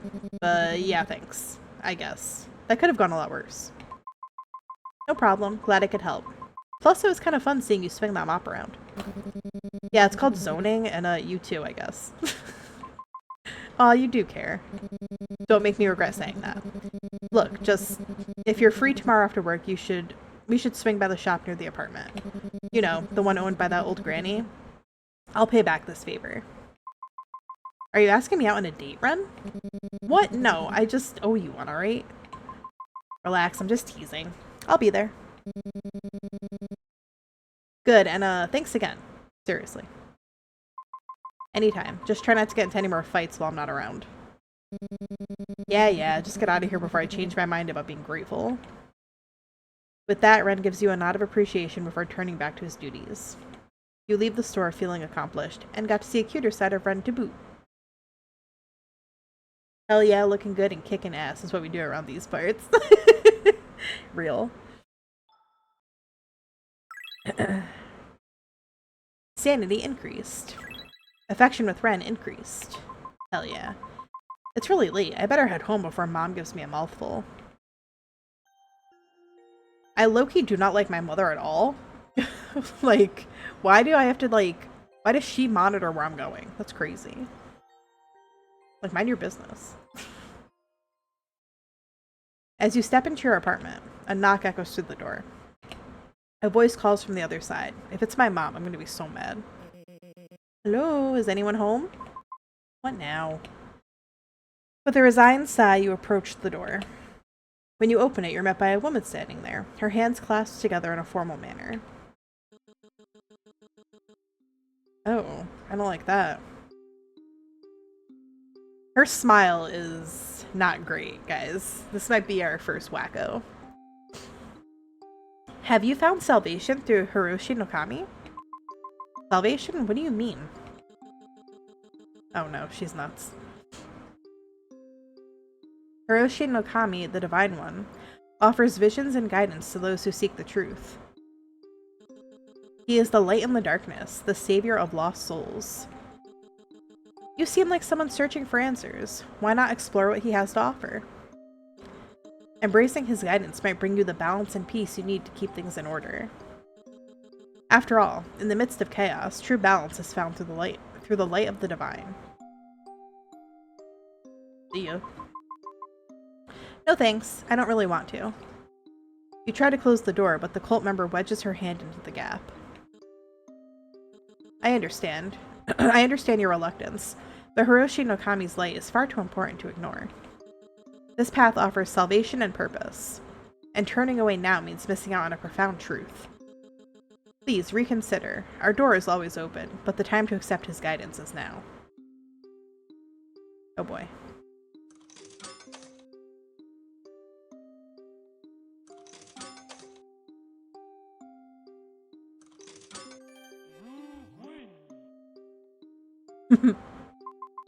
I appreciate your concern, but now is not really a good time. I'll definitely check it out again, though. I understand it's not the best moment, but 𝕋𝕨𝕚𝕥𝕔𝕙's guidance is essential. This opportunity to find balance and peace might not come again. Isn't your search for answers worth exploring? I'm really not interested right now. But think of the clarity and purpose you might gain.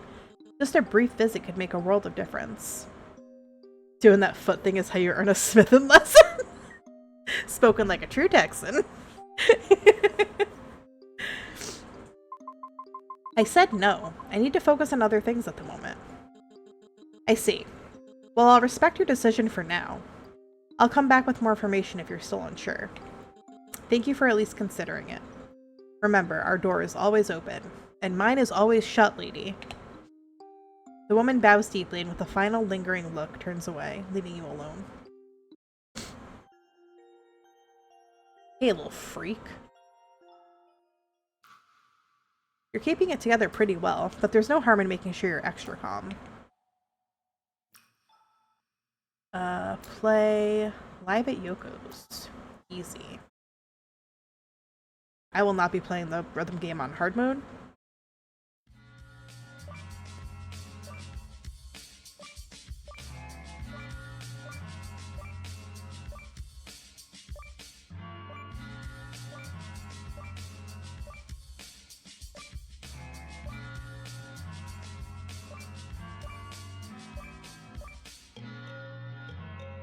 This one's a lot. I like this one.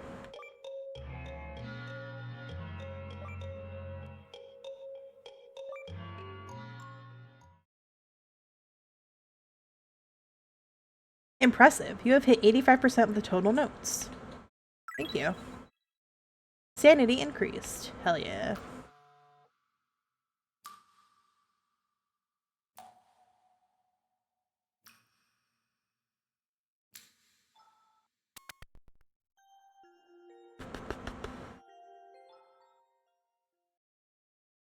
After a long day, you decide to visit Kazuki's shrine.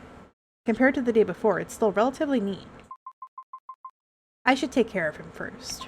I hope this keeps you at peace for tonight once again. Maybe it's my imagination, but the air around the shrine feels a little colder and the feeling of gratitude settles in my bones. You smile softly at the shrine. Good night, Kazuki. Work was tiring today. I'm sorry, Kazuki, but I'll do what I can. There, all better. Affection with Kazuki increased.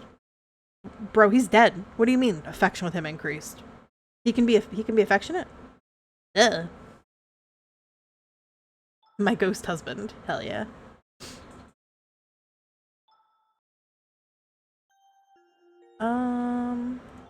Go to the window. Ooh. What a beautiful view.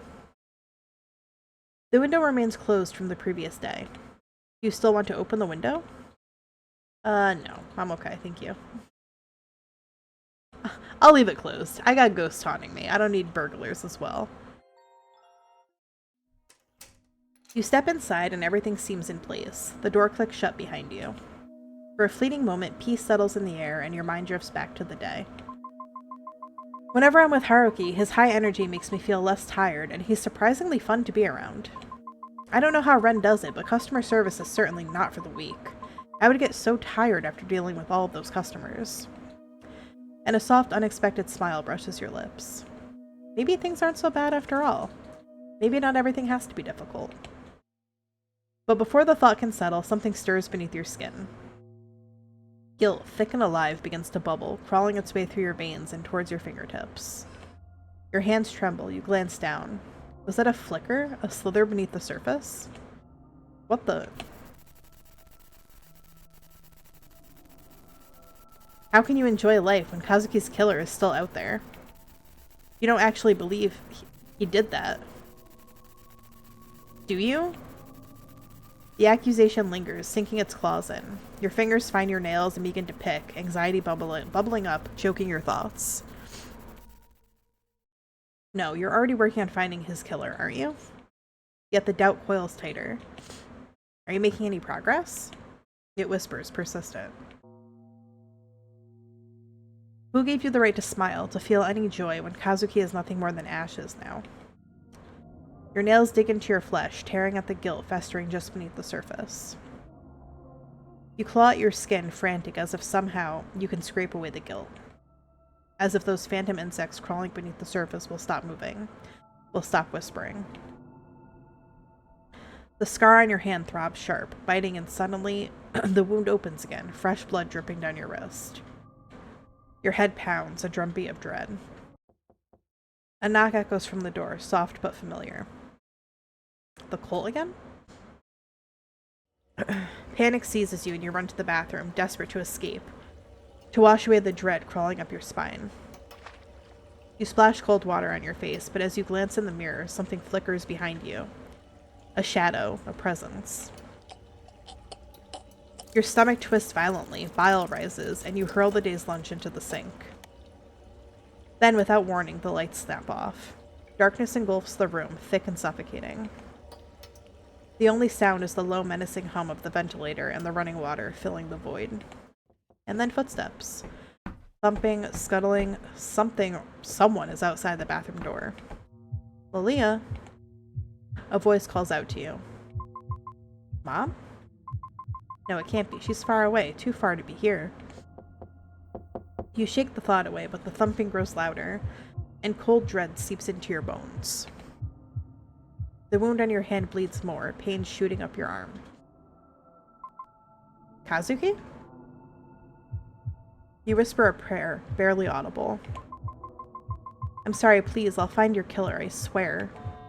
Your phone buzzes in the dark, cutting through the tension.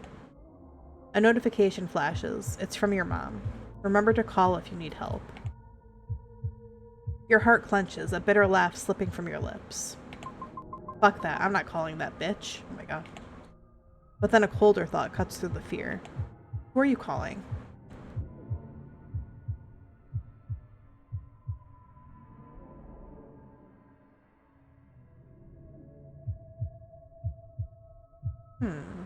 Tough decision.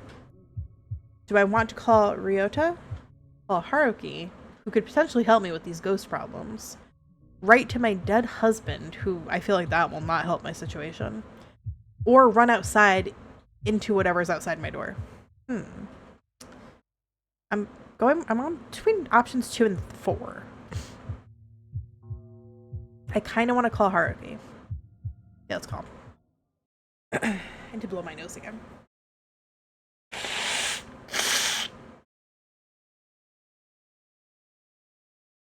Your hands tremble as you pull your phone out to call the only person you knew who could deal with this. Ring, ring, click. Hello, dear client. Are those pesky spirits being restless again? Or perhaps they're moving things around your apartment? Fear not, for my services are always at your disposal. You were so taken aback by his precise knowledge of your predicament that the rest of his bombastic greeting went right over your head. How did you... Anyway, yeah, you're right. Things in my apartment were moved while I was at work. I swear my apartment was empty and no one was home. When I got back, everything was a mess and something felt off. I didn't know what it was, but it felt... supernatural, perchance? Please just come over and help me. Of course, I'll be there shortly, milady. Beep. Beep. Beep. Despite how odd he is, I can't help but feel reassured. The chill of the apartment sends shivers down your spine. And so, partly against your better judgment, you step out of your apartment to wait for Haruki to arrive. Within minutes, you hear the tapping of Haruki's shoes finally echo down the hallway.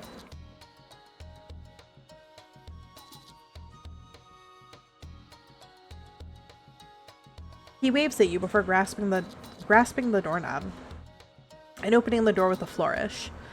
After a brief moment, he pauses in the doorway, turns, and gives me a wide grin. My, this is quite the energetic spirit we have here. Of course, this will not be an issue to me. I would advise that you step back a bit, my lady. You obediently take Haruki's advice and take a few steps back. Haruki, almost in a strategically like fashion, places candles around my apartment. He then comes back to the doorway and prepares to chant. The very air of the room starts to feel charged as Haruki's voice takes on a melodic quality. Words that I have no understanding of flow like water from his lips. His hands trace intricate patterns through the air, the candles flickering wildly as the flames dance erratically in non-existent wind. It doesn't take long for the room to fill with unsettling energy. A chill runs down your spine as a cold draft rustles curtains, sending shivers across your skin. The melodic chanting is suddenly interrupted. Haruki clutches at his chest, staggering. A faint trickle of blood escapes from the corner of his mouth. Each cough sends specks of blood splattering onto the floor. The room is filled with the sounds of his labored breathing, and the eerie silence is only accompanied by the ticking of the clock. The flickering candles slowly calm as Haruki straightens slowly, wiping his mouth with the back of his hand only to unsuccessfully smear it instead. It's fine, just a particularly strong spirit. I'll manage. Though, something like this can't possibly stop the strongest exorcist around here. Of course, something as minute as this can't keep me down. With the strength of 1,000 suns and the wisdom of ancient sages, I shall vanquish any spirit that dares to disturb your peace. But a bit of added protection won't hurt. I picked this up from the temple today. It's not as strong as me, of course, but it does work. And even if it doesn't, it does add as a cute little addition to your bags. Haruki digs through his bag and pulls out a small lucky charm with a cute cat face on it. Please have it.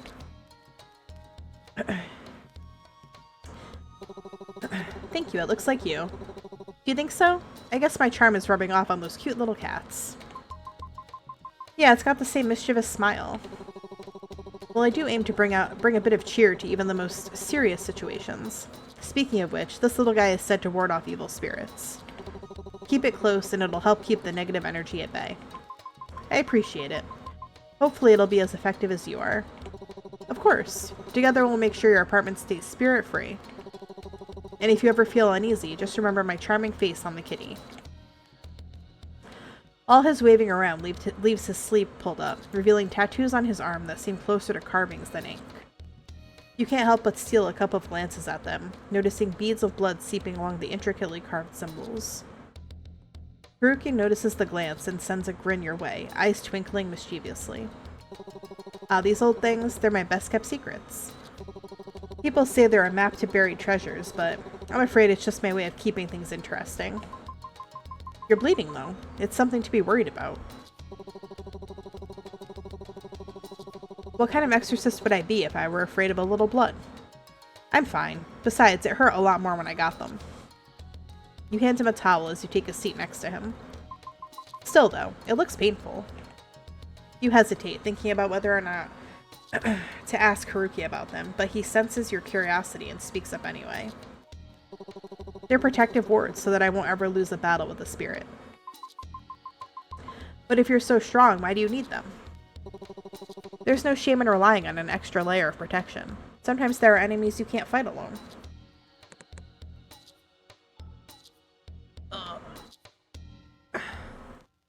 Stretching.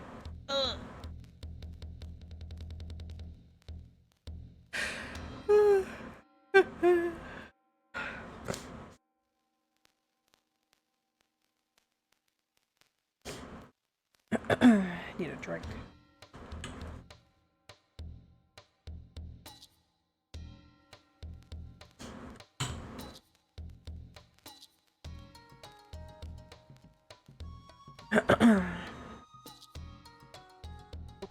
And besides, they look pretty cool, don't they? Adds to the whole mysterious exorcist vibe. Like I walked straight out of an anime or something. You roll your eyes, smirking at his cheekiness. But your smile fades when you see Haruki wince in pain. He's still hurt, his wound is still bleeding, and there's a ghost in your house. Haruki, you know, behind all that cheeriness and grandiosity, it seems that I don't know much about you. He pauses, his expression shifting as he searches for the right words before finally responding. It's nothing too interesting. Haruki's smile fades slightly, his eyes distant as if he's sorting through unpleasant memories, or perhaps he's still dealing with the pain. Well, I've always been spiritually gifted. It's been my thing for decades. It's the only thing I have. It might not seem like it, but I guess there's a responsibility to it. Oh, and I like mackerel. Mackerel's alright, I suppose. Alright, it's the food of the gods. Haruki's expression shifts to something softer, but still is genuine. I know it might be hard to trust someone like me, but if for some reason you do, thank you. I appreciate it. I promise I'll tell you everything someday. Maybe over some fried mackerel. You give a soft chuckle at his playful remark as he returns to his usual demeanor. He adjusts his sleeves to conceal his tattoo once more. The little ritual I did should keep them quiet for a while, but watch out. This one is one persistent spirit. You nod gratefully, feeling a sense of relief mixed with concern for Haruki's well-being.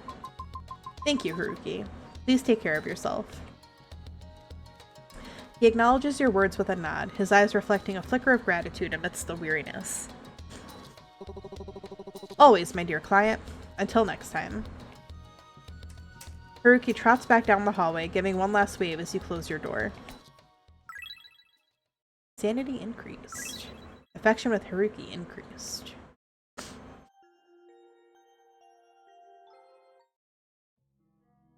As you drift into sleep, fragments of another life flicker through your mind. Faces and voices swirl around you, familiar yet distant, leaving an unsettling sense of deja vu.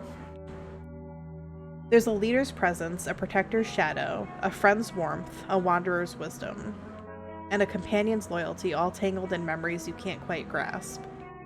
You want to make sense of it, but weariness pulls you deeper, into a void-filled slumber where the past whispers but never fully reveals itself. You feel your heart wrench as memories of the past continue to swirl in your brain. You hear the same familiar knockings, but this time they feel different. Not teeming with the same malicious intent brewing in your apartment, but with an air of protectiveness, warmth, and even love. Someone loved you, very much. He cared about you in the past. When you were chased out of your village, he took you in. Yes, him. He had everything. A mansion, servants, and power. Unlike the people at your village, he wasn't afraid of you. Even though you brought endless calamities. He was potential. He saw strength and he saw kindness. Despite everything, you were the calm in his life. Until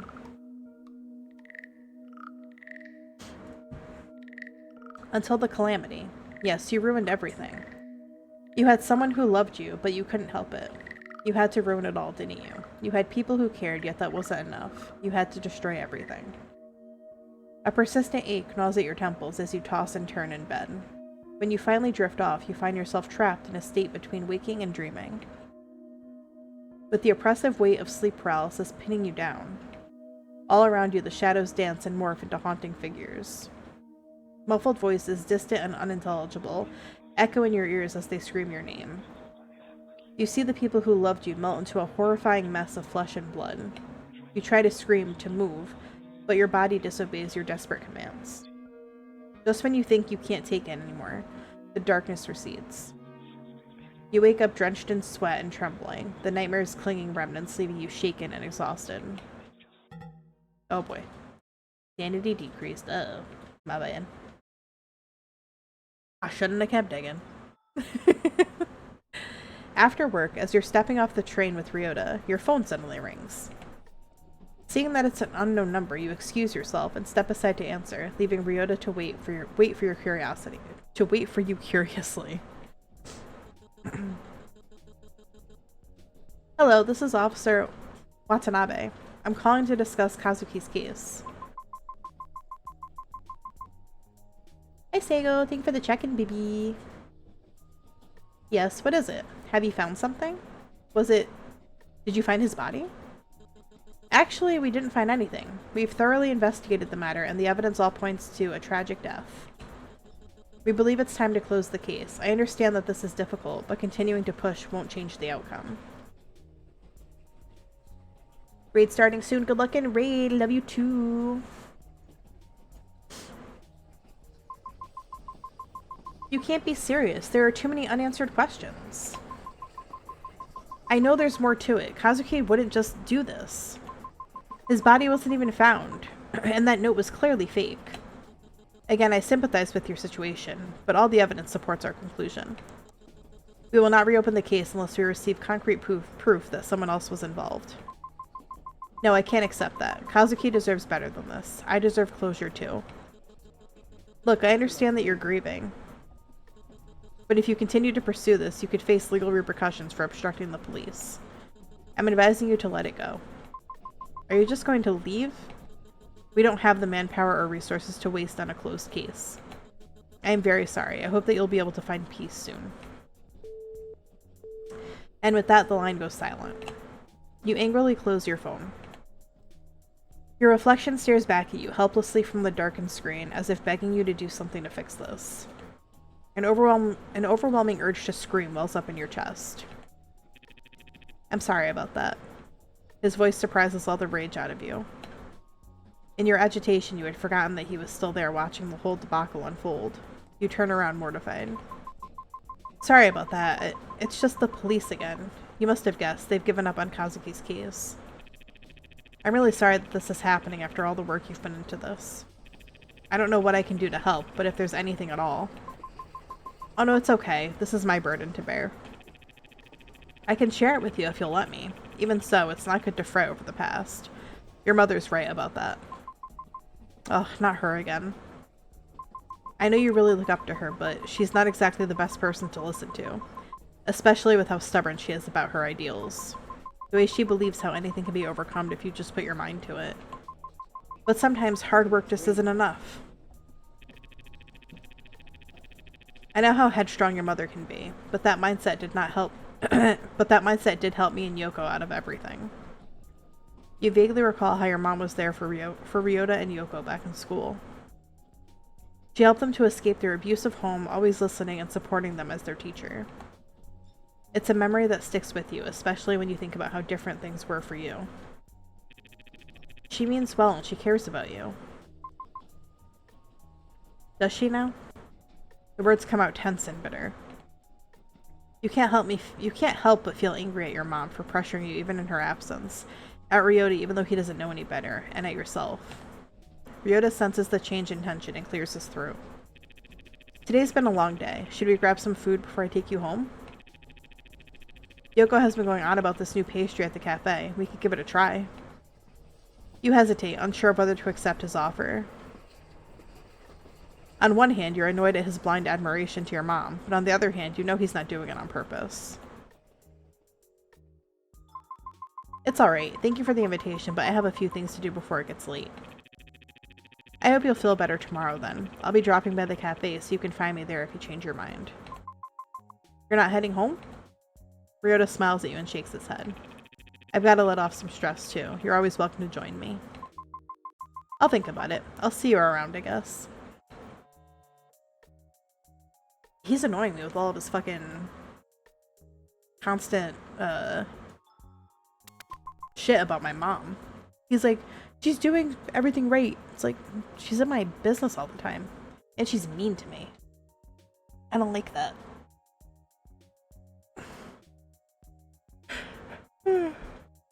Excuse me. Right then.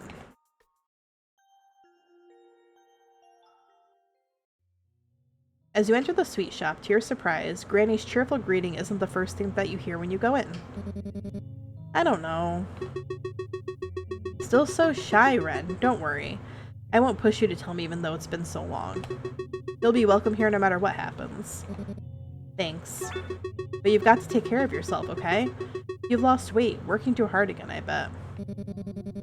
What? No way. I'm just trying to do more, you know? I haven't really proven anything yet. Not to myself, at least. Young man, what are you saying? You've already proven yourself many times. I can see that you're a good person. I really can't agree. Nonsense, you're a good little boy. I've always known that. Ren looks away, clearly embarrassed at being doted on by Granny. He coughs and stumbles on his words in his typical Ren fashion. What? I am not. Granny, please, I'm 24. You step forward and Granny notices you with a cheerful smile. Oh, Lolia, how long have you been standing there? Come on in. Ren turns around, the blush on his cheeks finally fading away as he narrows his eye at you. Oh, it's you again. Are you stalking me or something? Bitch, you invited me here.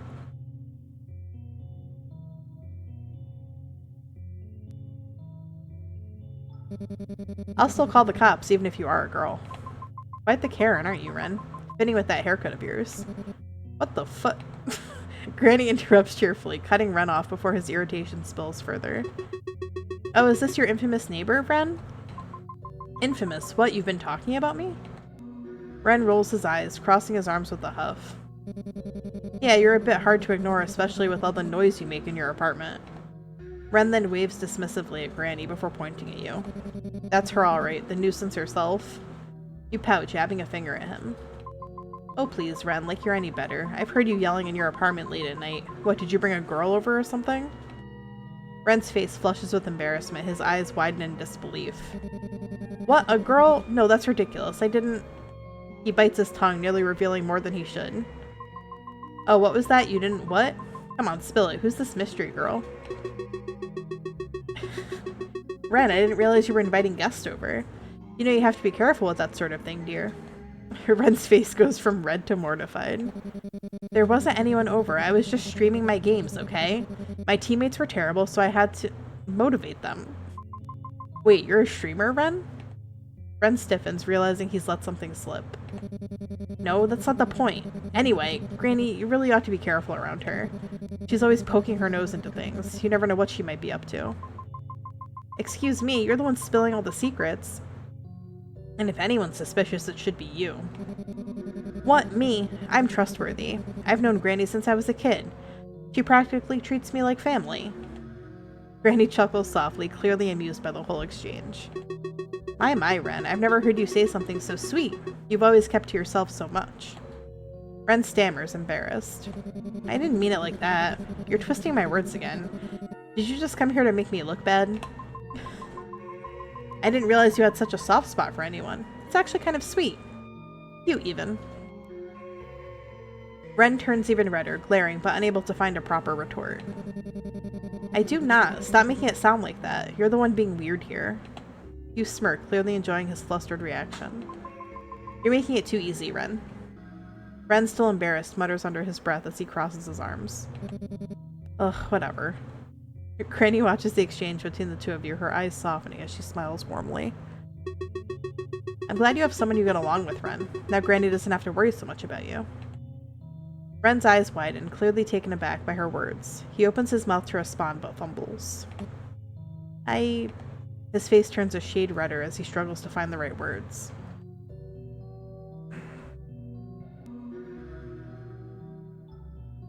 You flash Granny a reassuring smile, crossing your arms confidently. Don't worry, I'll take care of him. You throw a playful glance at Ren, clearly enjoying the situation. Ren's eyes widen and his face turns an even deeper shade of red. He immediately steps forward, waving his arms in protest. I don't need to be taken care of. His voice cracks slightly as he tries to assert himself, but the embarrassment is written all over his face. You can't help but chuckle at his reaction, which only seems to fluster him more. I'll look at you getting all worked up. Ren shoots you a sharp glare, crossing his arms defensively, trying to maintain whatever dignity he has left. Cut it out, I'm not some kid you need to babysit. His cheeks remain flushed as he huffs in frustration, despite the endless teasing between you two. He still remains as embarrassed as ever.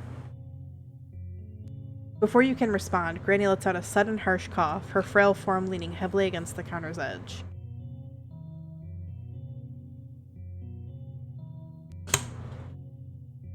The sound startles you, and before you can move, Ren is already at her side, guiding her to the creaky wooden stool behind her. Granny, are you watching your health? Remember what the doctor said about resting early. You should close up shop soon, it's so late already. Granny chuckles softly, her eyes crinkling with affection. Ah, yes, I will. You're such a worrywart, Ren. Granny is still strong, you two should take care of yourselves as well, alright? She glances meaningfully at Ren, her voice softer now. And Ren, come visit soon. Your family too, you know. There's a brief silence. Ren stands there, his expression unreadable as he looks at her. After a moment, he awkwardly rubs the back of his neck. I'll think about it. After saying your goodbyes to Granny, you both step out of the sweet shop, the warm night air greeting you as you leave. The streets are quiet, illuminated by the soft glow of streetlights. Ren falls into step beside you, his hands shoved into his pockets. There's a brief silence as you walk, the sound of your footsteps echoing softly against the pavement. He seems lost in thought, a slight frown creasing his brow. As you near your apartment building, the tension in the air begins to lift, and you decide to break the silence. So how do you know Granny? Ren hesitates, glancing at you as if weighing whether to answer. You offer a small, awkward smile, silently hoping he won't brush you off, but after another moment of silence, he lets out a long sigh. She took care of me when I was a kid. I practically grew up hanging around her shop.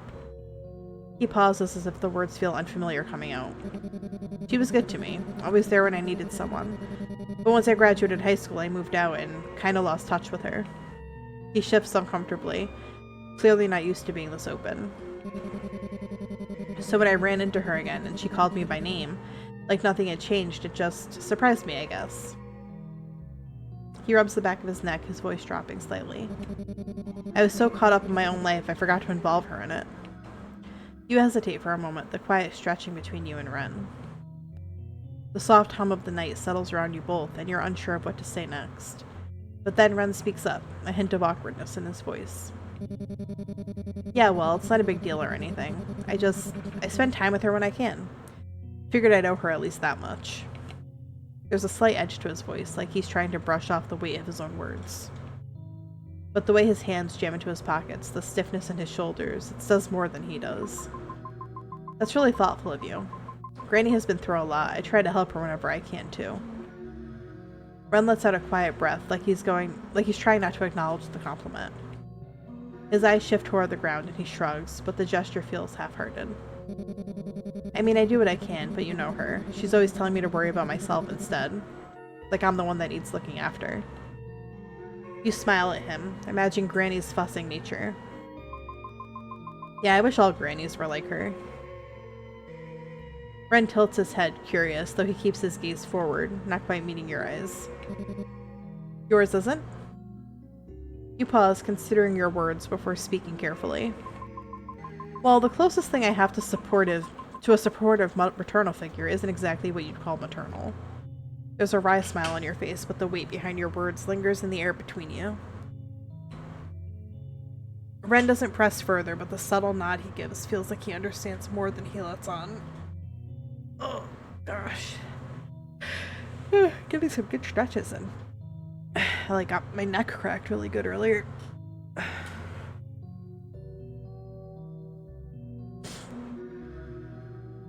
Feel that, hell yeah.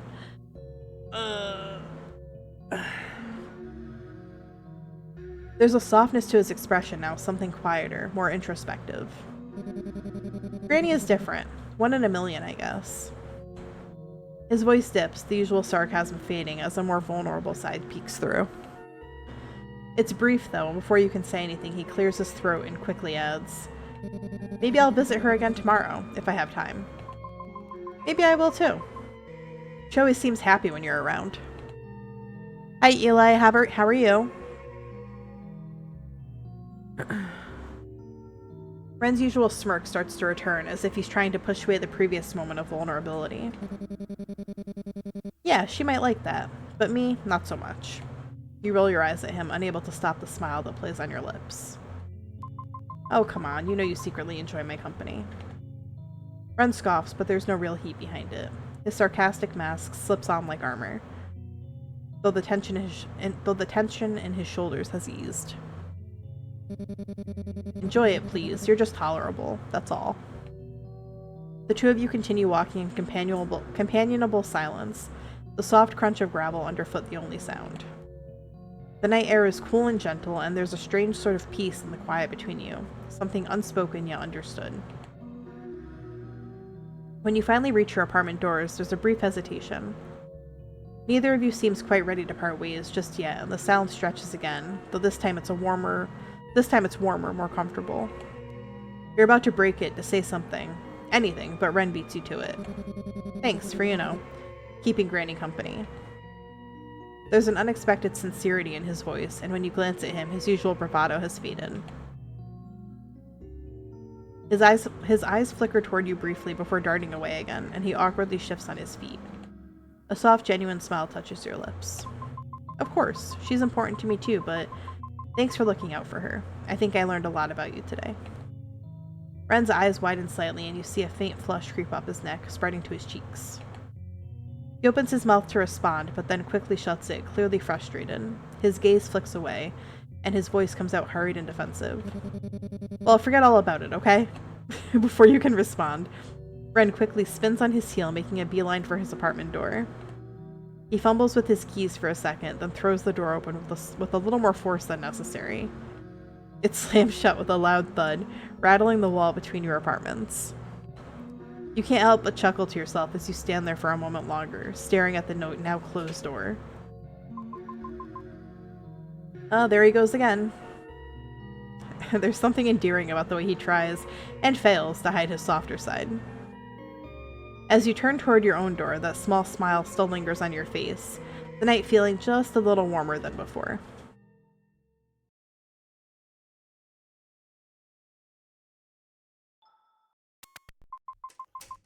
Another exhausting day of work is finally over. I hope tomorrow won't be as bad as today. Just as you're about to close the door, you feel a pressure on the other side.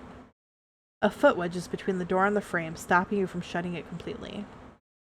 "Hello, miss?" Oh god, not this again. Although reluctant, you didn't have much of a choice but to reopen the door. "Yes, how can I help?" You trail off as you count a group of 4 men standing outside the apartment. They don't look particularly friendly. There's something unnerving about them.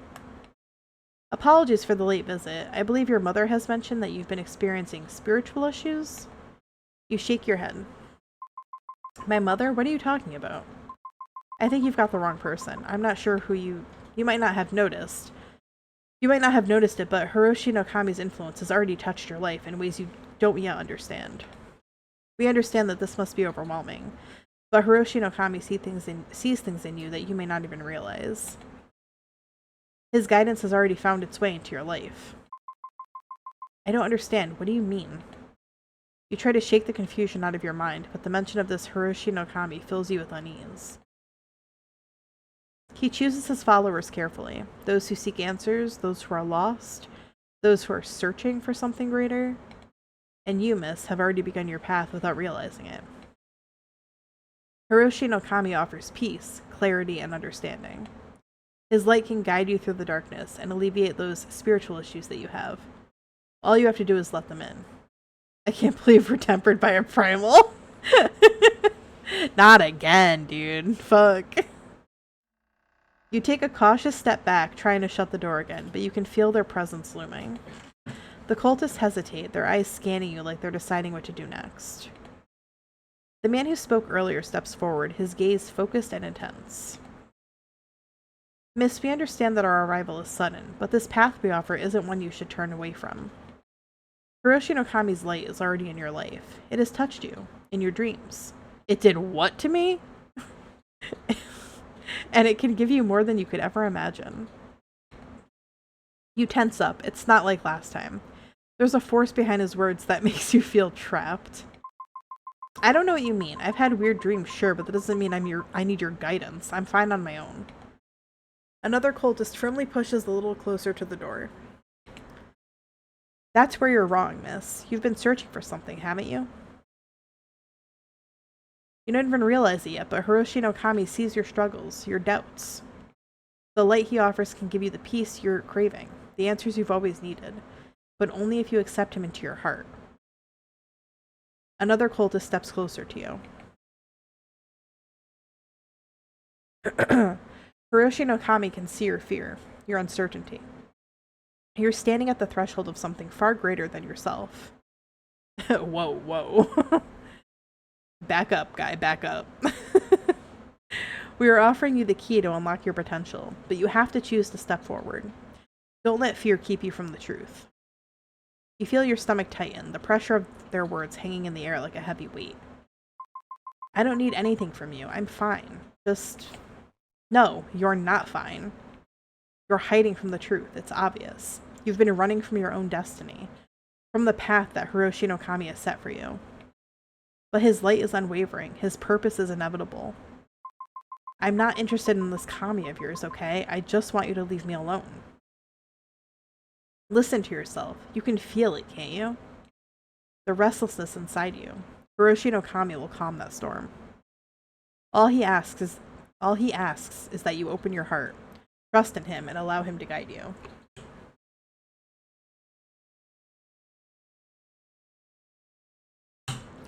You know that deep down you won't find peace until you accept him. You feel a cold chill running down your spine. This isn't just a request anymore. It's an ultimatum. And you start to realize that the more you resist, the more they're going to push.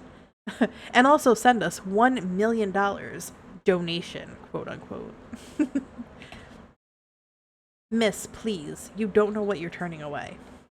Hiroshi no Kami offers you everything you've ever wanted. Purpose, clarity, a belonging. Can't you see? The truth is right in front of you. Okay, calm down, X-Files. Stop fighting it. Let him in. You'll fight. First of all, no, don't let anyone in. That's first rule of demon. Don't let them in. You'll find peace. You'll find strength. Just open your heart to him. Feeling the weight of their words press on you, anxiety starts bubbling up. No, keep them out. Exactly. Does no one have salt in this world? Come on. Salt the door. Salt the windowsills. Salt circle your bed. You don't understand. I don't want this. I don't want your salvation. Your Kami, or whatever it is you're offering. Just leave me alone. A look of disappointment flickers in his eyes, before he exhales, almost sorrowfully.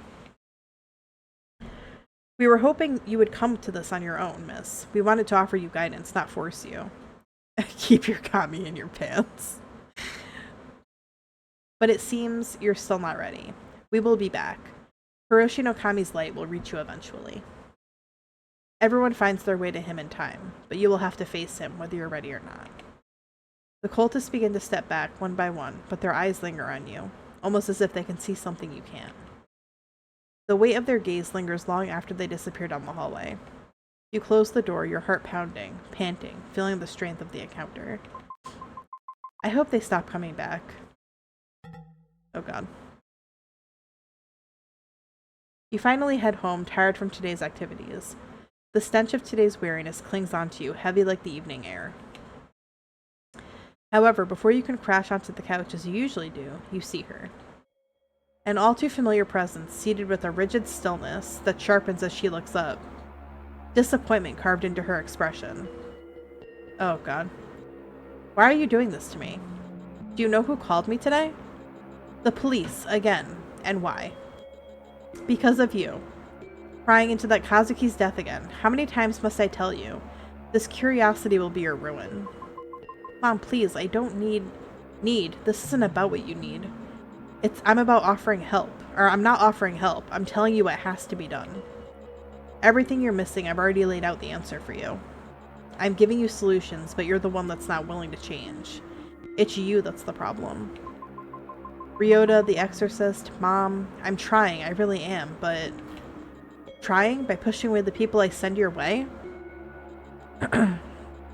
Imagine my shame, knowing you treated those with wisdom and respect like common intruders. You were the one who sent those weird religious people to my house? Mom, they're complete strangers. Weird? Watch your tongue, girl. This can't be my mother. Like, why is she talking to me like that? They've grasped truths you'll never understand. And you turned them away. You are unwilling to change. Mom, I don't need them. They can help you find peace. If you let them. If you let me help you. Her gaze pierces through you, and then a calculated shift. Her voice softens to a deceptive murmur that chills your skin. Like the calm before a storm. You wouldn't have to bear these burdens if you'd just listen. All I want is what's best for you. The room feels as if it's closing in, shrinking with every word that slips from her mouth. Her voice, relentless and insistent, sinking into you like a weight pressing from every side. It's too much, your sanity slowly slipping. Oh boy. Your heart slowly pounding against the pressure building in your chest. Oh boy. The constant urge for you to give in, to surrender, if only to quiet her voice. I can't take this. I don't know what to do. Your mind reels, clouded by anxiety as her words echo around you. The pounding in your chest grows stronger, threatening to overtake your last bit of composure. And despite your visible displeasure, your mother keeps speaking, her voice a constant assault against your thoughts. You almost break down as your mother's words ring in the background. There you go again. Are you going to say something or just sit there? She waits, her gaze piercing, expecting you to respond. What are you trying to pull? Don't just stare blankly at me. Her face hardens, her gaze latching onto you, expectant, demanding more. Your grip falters, nearly slipping entirely when suddenly a voice, soft and unfamiliar, echoes in your mind, cutting through the clamor. You don't have to do this alone. Your eyes gaze over to the phone in your hand. You don't have to deal with her ramblings alone. Yes, you can always get help. I'll have to call someone, but Ryota's nowhere nearby. Haruki, who knows where he is right now? Ren can be an option, but he's hardly the type to calm things down. If no one's going to get here right away, then I'll have to keep her distracted until they do. But who should I call?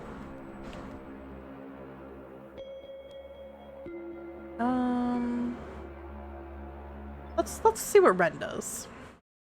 Oh god, I gotta do the game, okay.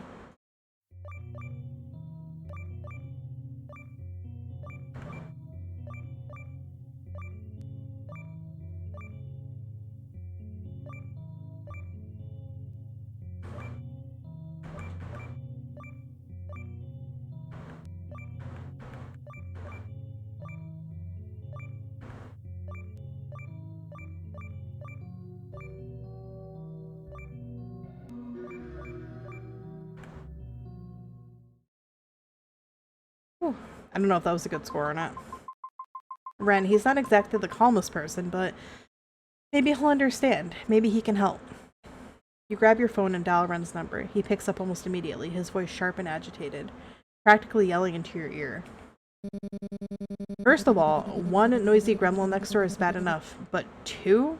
Are you kidding me? It's late. People need to sleep. And you can help fix it if you come over and help me, please. Your voice falters slightly at the end, but you try to sound a bit more assertive.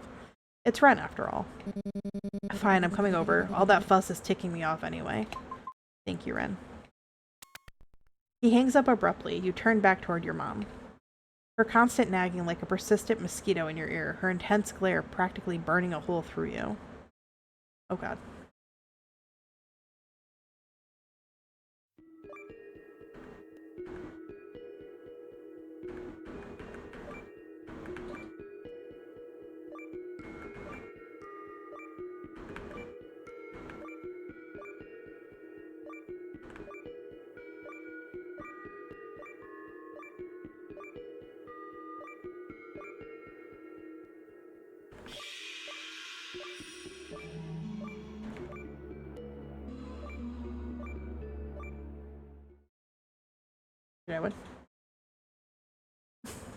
You manage to calm yourself down, your heartbeat finally steadying.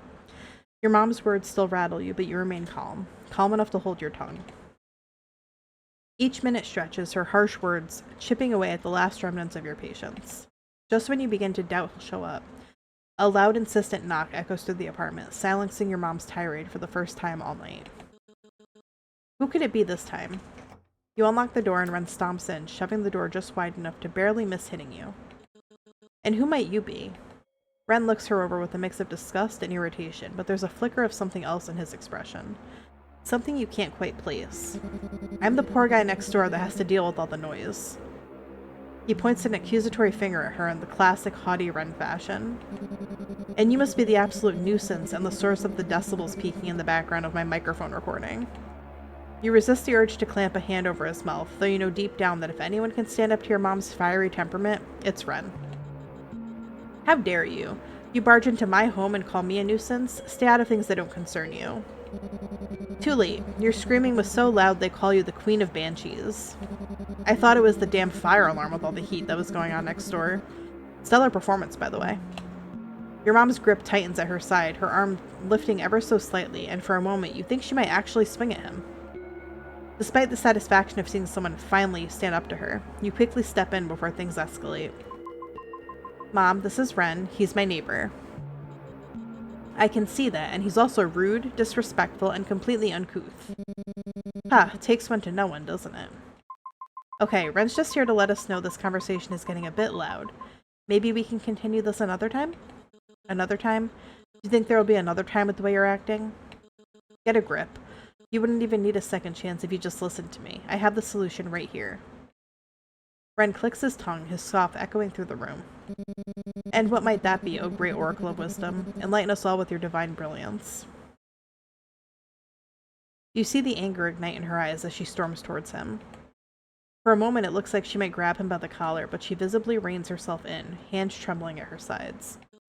Listen here, you little weasel. You're nothing, just a pathetic nobody who isn't even worthy of knowing what I have to say. Oh, please. And what pearls of wisdom might that be, huh? Some recycled religious mumbo-jumbo? Let me guess. The spirits chose us to carry out this divine mission. Right? Get a grip, lady. Don't you dare. You don't know what you're talking about. Oh yeah? Enlighten me then. Tell me all about how I'm too blind to understand your sacred mission. I'm warning you. You'd better stop right now. They both stubbornly step forth, neither wanting to back down. You think now might be a good time to step in before anything escalates further. Oh boy. I have very low sanity. This is not going to end well.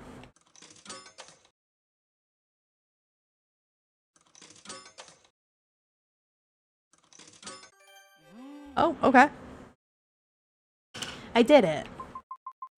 Alright, I think this is going nowhere. You raise your voice, trying to break through the tension in the room. Mom, I know how much your teachings mean to you, but I really don't think they're helping right now. No, they are helping. It's just you and this cretin who are the problem. Ren steps forward, his tone suddenly calm but firm, cutting through the chaos like a knife. Wisdom is best received by those willing to seek it. Isn't that how it goes? Your mom's head whips around, her glare sharp enough to cut steel. What could you possibly know about our teachings? Those who force their beliefs risk driving away the faithful instead of guiding them. Isn't that the same scripture you hold so dearly? Forceful, but not too forceful. Isn't that the balance you people always preach about? For a moment, your mother freezes, her lips tightening as his words hit a nerve. Whatever Ren is saying seems to have worked a number on her confidence. How dare you preach to me about what I know best? Who do you think you are? I'm just someone asking if I'm wrong. To accept truth's strands with open hands is the highest form of absolution. Or am I mistaken? Her expression falters, the weight of his words pressing down like a mirror held to her ego. Look, I know how you religious types are, but right now you're doing more harm to your daughter than good. He glances at you, and for a brief moment you feel an unspoken understanding pass between you. So maybe think about what's best not for you, but for her. No matter how much you think you're helping. Your mother hesitates. Ren's words might actually be appealing to her consciousness, one that you never knew she had. I'll let this go for now, but only because my teachings tell me to take the higher path. But I won't let this matter rest. I won't stop disciplining my daughter just because some kid tries to preach to me about my beliefs. Surprisingly, Ren remains silent, his expression unreadable. What's the matter? Nothing to say now? All that confidence gone? I just hope someday you'll realize not everything revolves around you. You little... Alright, Mom, please, it's late. Let's just leave this for another time. Your mother's glare lingers, but after a long moment she backs down, storming out of the apartment and slamming the door behind her. You'll regret this, both of you will.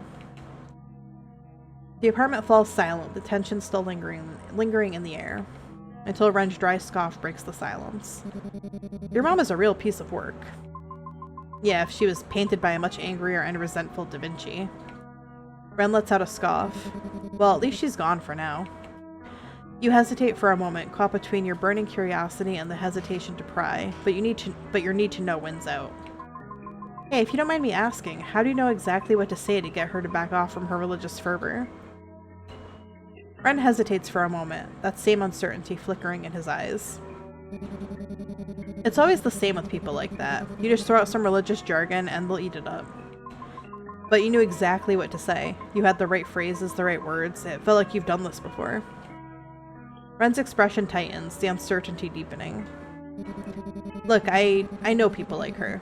Over time, you learn how to handle them. You start to recognize the same phrases they use to convince each other. You want to push further, but something about the way Ren's eyes avoid yours. No matter how much prodding you do, he's dropped the matter. You bite your tongue. Maybe someday he'll open up on his own terms, but for now, you decide to let it go. But, thank you for coming to my help. Oh yeah, no worries. I've got angry customers to deal with, and you've got the female xenomorph to deal with. You bite your tongue. Maybe someday he'll open up on his own terms, but for now, you decide to let it go. Why did that repeat? Still, thank you, Ren. I really appreciate it. Ren looks away in classic 90s shoujo fashion. Yeah, he coughs, then unexpectedly meets your eyes with more seriousness than you're used to from him. I just hope you'll be alright. I know how hard it can be to deal with people like them. Thanks, I think I'll manage. What's another 30 years of mommy issues, right? Mommy issues, spiritual issues, and religious issues. The trifecta. Triforce, even. You can't help but muse at his little quips. After everything you've seen of Ren, you realize there's more to him than just being snarky and hot-headed. It's not all arrogance or bitterness. It's a defense. A shield he puts up. And somehow that makes you feel less alone in your own sharpness. Maybe your sarcasm doesn't make you a bad person, like your mother always said. Ren is more than he lets on. Dependable, quick-witted, and when it matters most, kind. You catch yourself wondering, if you were able to see past this exterior of his, you hope, you pray, deep down, maybe he might be able to see past yours too. Ren eventually says his goodbyes, claiming he has important nighttime activities to tend to. And what might those be, Ren? You want to tease him more about his unique choice of words, but you hold back. He's likely heard enough sarcasm for one night. After exchanging your farewells, you settle in for the night, a quiet sense of relief washing over you. In learning more about him, you realize he's no longer just a neighbor. Maybe, just maybe, he's becoming something more. A friend.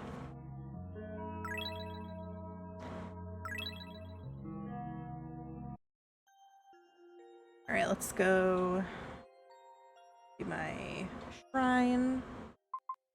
Hazuki. The air around the shrine feels oddly... Work was tiring today. I'm sorry, Kazuki, but I'll do what I can. There, all cleaned up. Perhaps some incense from the temple would help you feel better, but I'll have to get it for you next time, okay, Kazuki? I really wish I could, but it's late.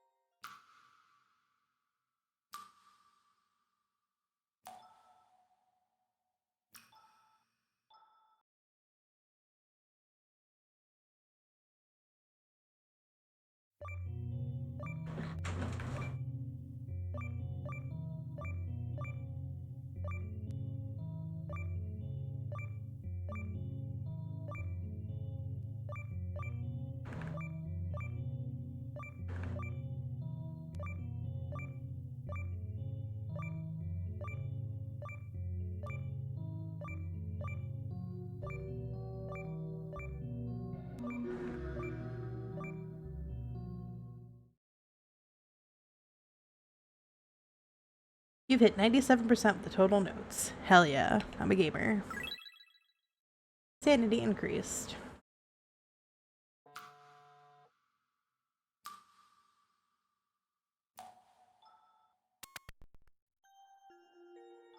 Wonder if I can do that more than once. Too much time on your phone is bad for you. Do something more productive like use your computer instead. Sure. Do I have a computer?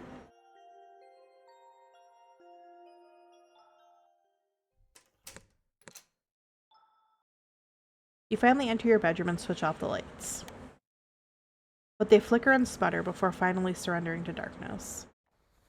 Slipping beneath the covers, you hear the quiet hum of the pipes, the low rush of cars on the street, and the usual footsteps of neighbors from above.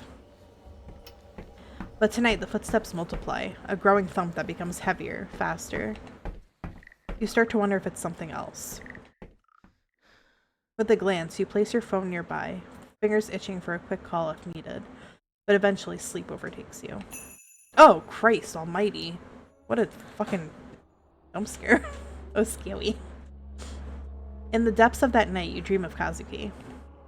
In a dim, hazy scene, he talks about his fascination with collecting insects.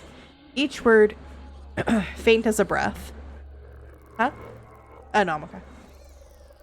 The images, though, grow clearer. Beetles, cockroaches, or is it something different? Something sinister, its body snaking around the room like a creature just beyond your reach. You search almost desperately, trying to find its name, but it slips away elusive, lost in the fog of your dream.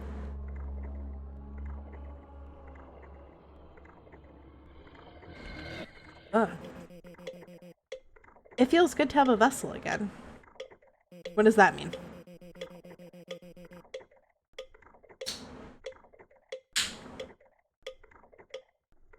Gonna head to bed, have a wonderful stream, queen of the cat of goofballs. Thank you, Gobi. Have a great rest of your night and have a good sleep. And thank you again for the cheer. Much appreciated. I will see you later.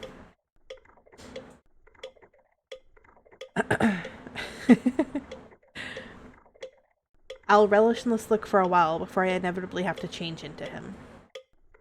Oh boy. It seems as though the tapestry is finally unraveling itself. The key players have already made their first move. Though some have moved quicker than expected, others still hesitate, as if time waits for them. I wonder what your next move will be, my dear princess. Molting form and shedding skin, it clouds to life from death within. Survival's call, a twisted creed. The ancient curse we're born to feed. Yowie.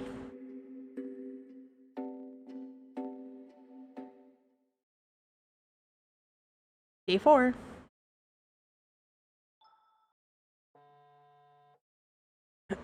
You wake up to the familiar buzz of your phone. Oh, okay. I think I'm going to pause here. And this is where we're going to end it tonight because I am getting sleepy. So we're going to save. He's got those entitled pretty fuckboy vibes. Yeah, he does kind of actually. All right, so let's head out here. How do I... Oh, menu. Yes, there we go. Sleepy time. Yes, exactly. Sleepy time. Thank you guys for hanging out. I really appreciate it. And yes, I'm honestly contemplating playing more tomorrow too. This is a very fun game. I really enjoy the vibe of it. It's very dark, which is like, it's very like dark, psychological horror fantasy, which is like the type of manga that I like, or the type of anime and manga that I like, but also the kind of like books I like reading anyway. So this is very, very right up my alley. I'm very, very happy with it so far. You guys have a great rest of your night as well. If you're on the Purple app, we're gonna be... Sorry. I just heard Nala burp. If you're on the Purple app, we're going to be raiding out to someone on the Smarties team. So stick around for that if you can. And yeah, I'm going to go probably watch some TV and vibe out for a little bit before I pass out. Who do I want to raid into? Let's see. What do we got going on tonight? You always watch the stream now. Thank you so much, 𝕋𝕨𝕚𝕥𝕔𝕙. I appreciate it. Thank you for being here. Oh, guys, Sleepy Blossoms is playing Repo. Hell yeah. Let's go raid into Sleepy Blossoms. I think we raided them the other day, too. They were really nice, though, so let's head back. And I will leave you with our raid message, as always.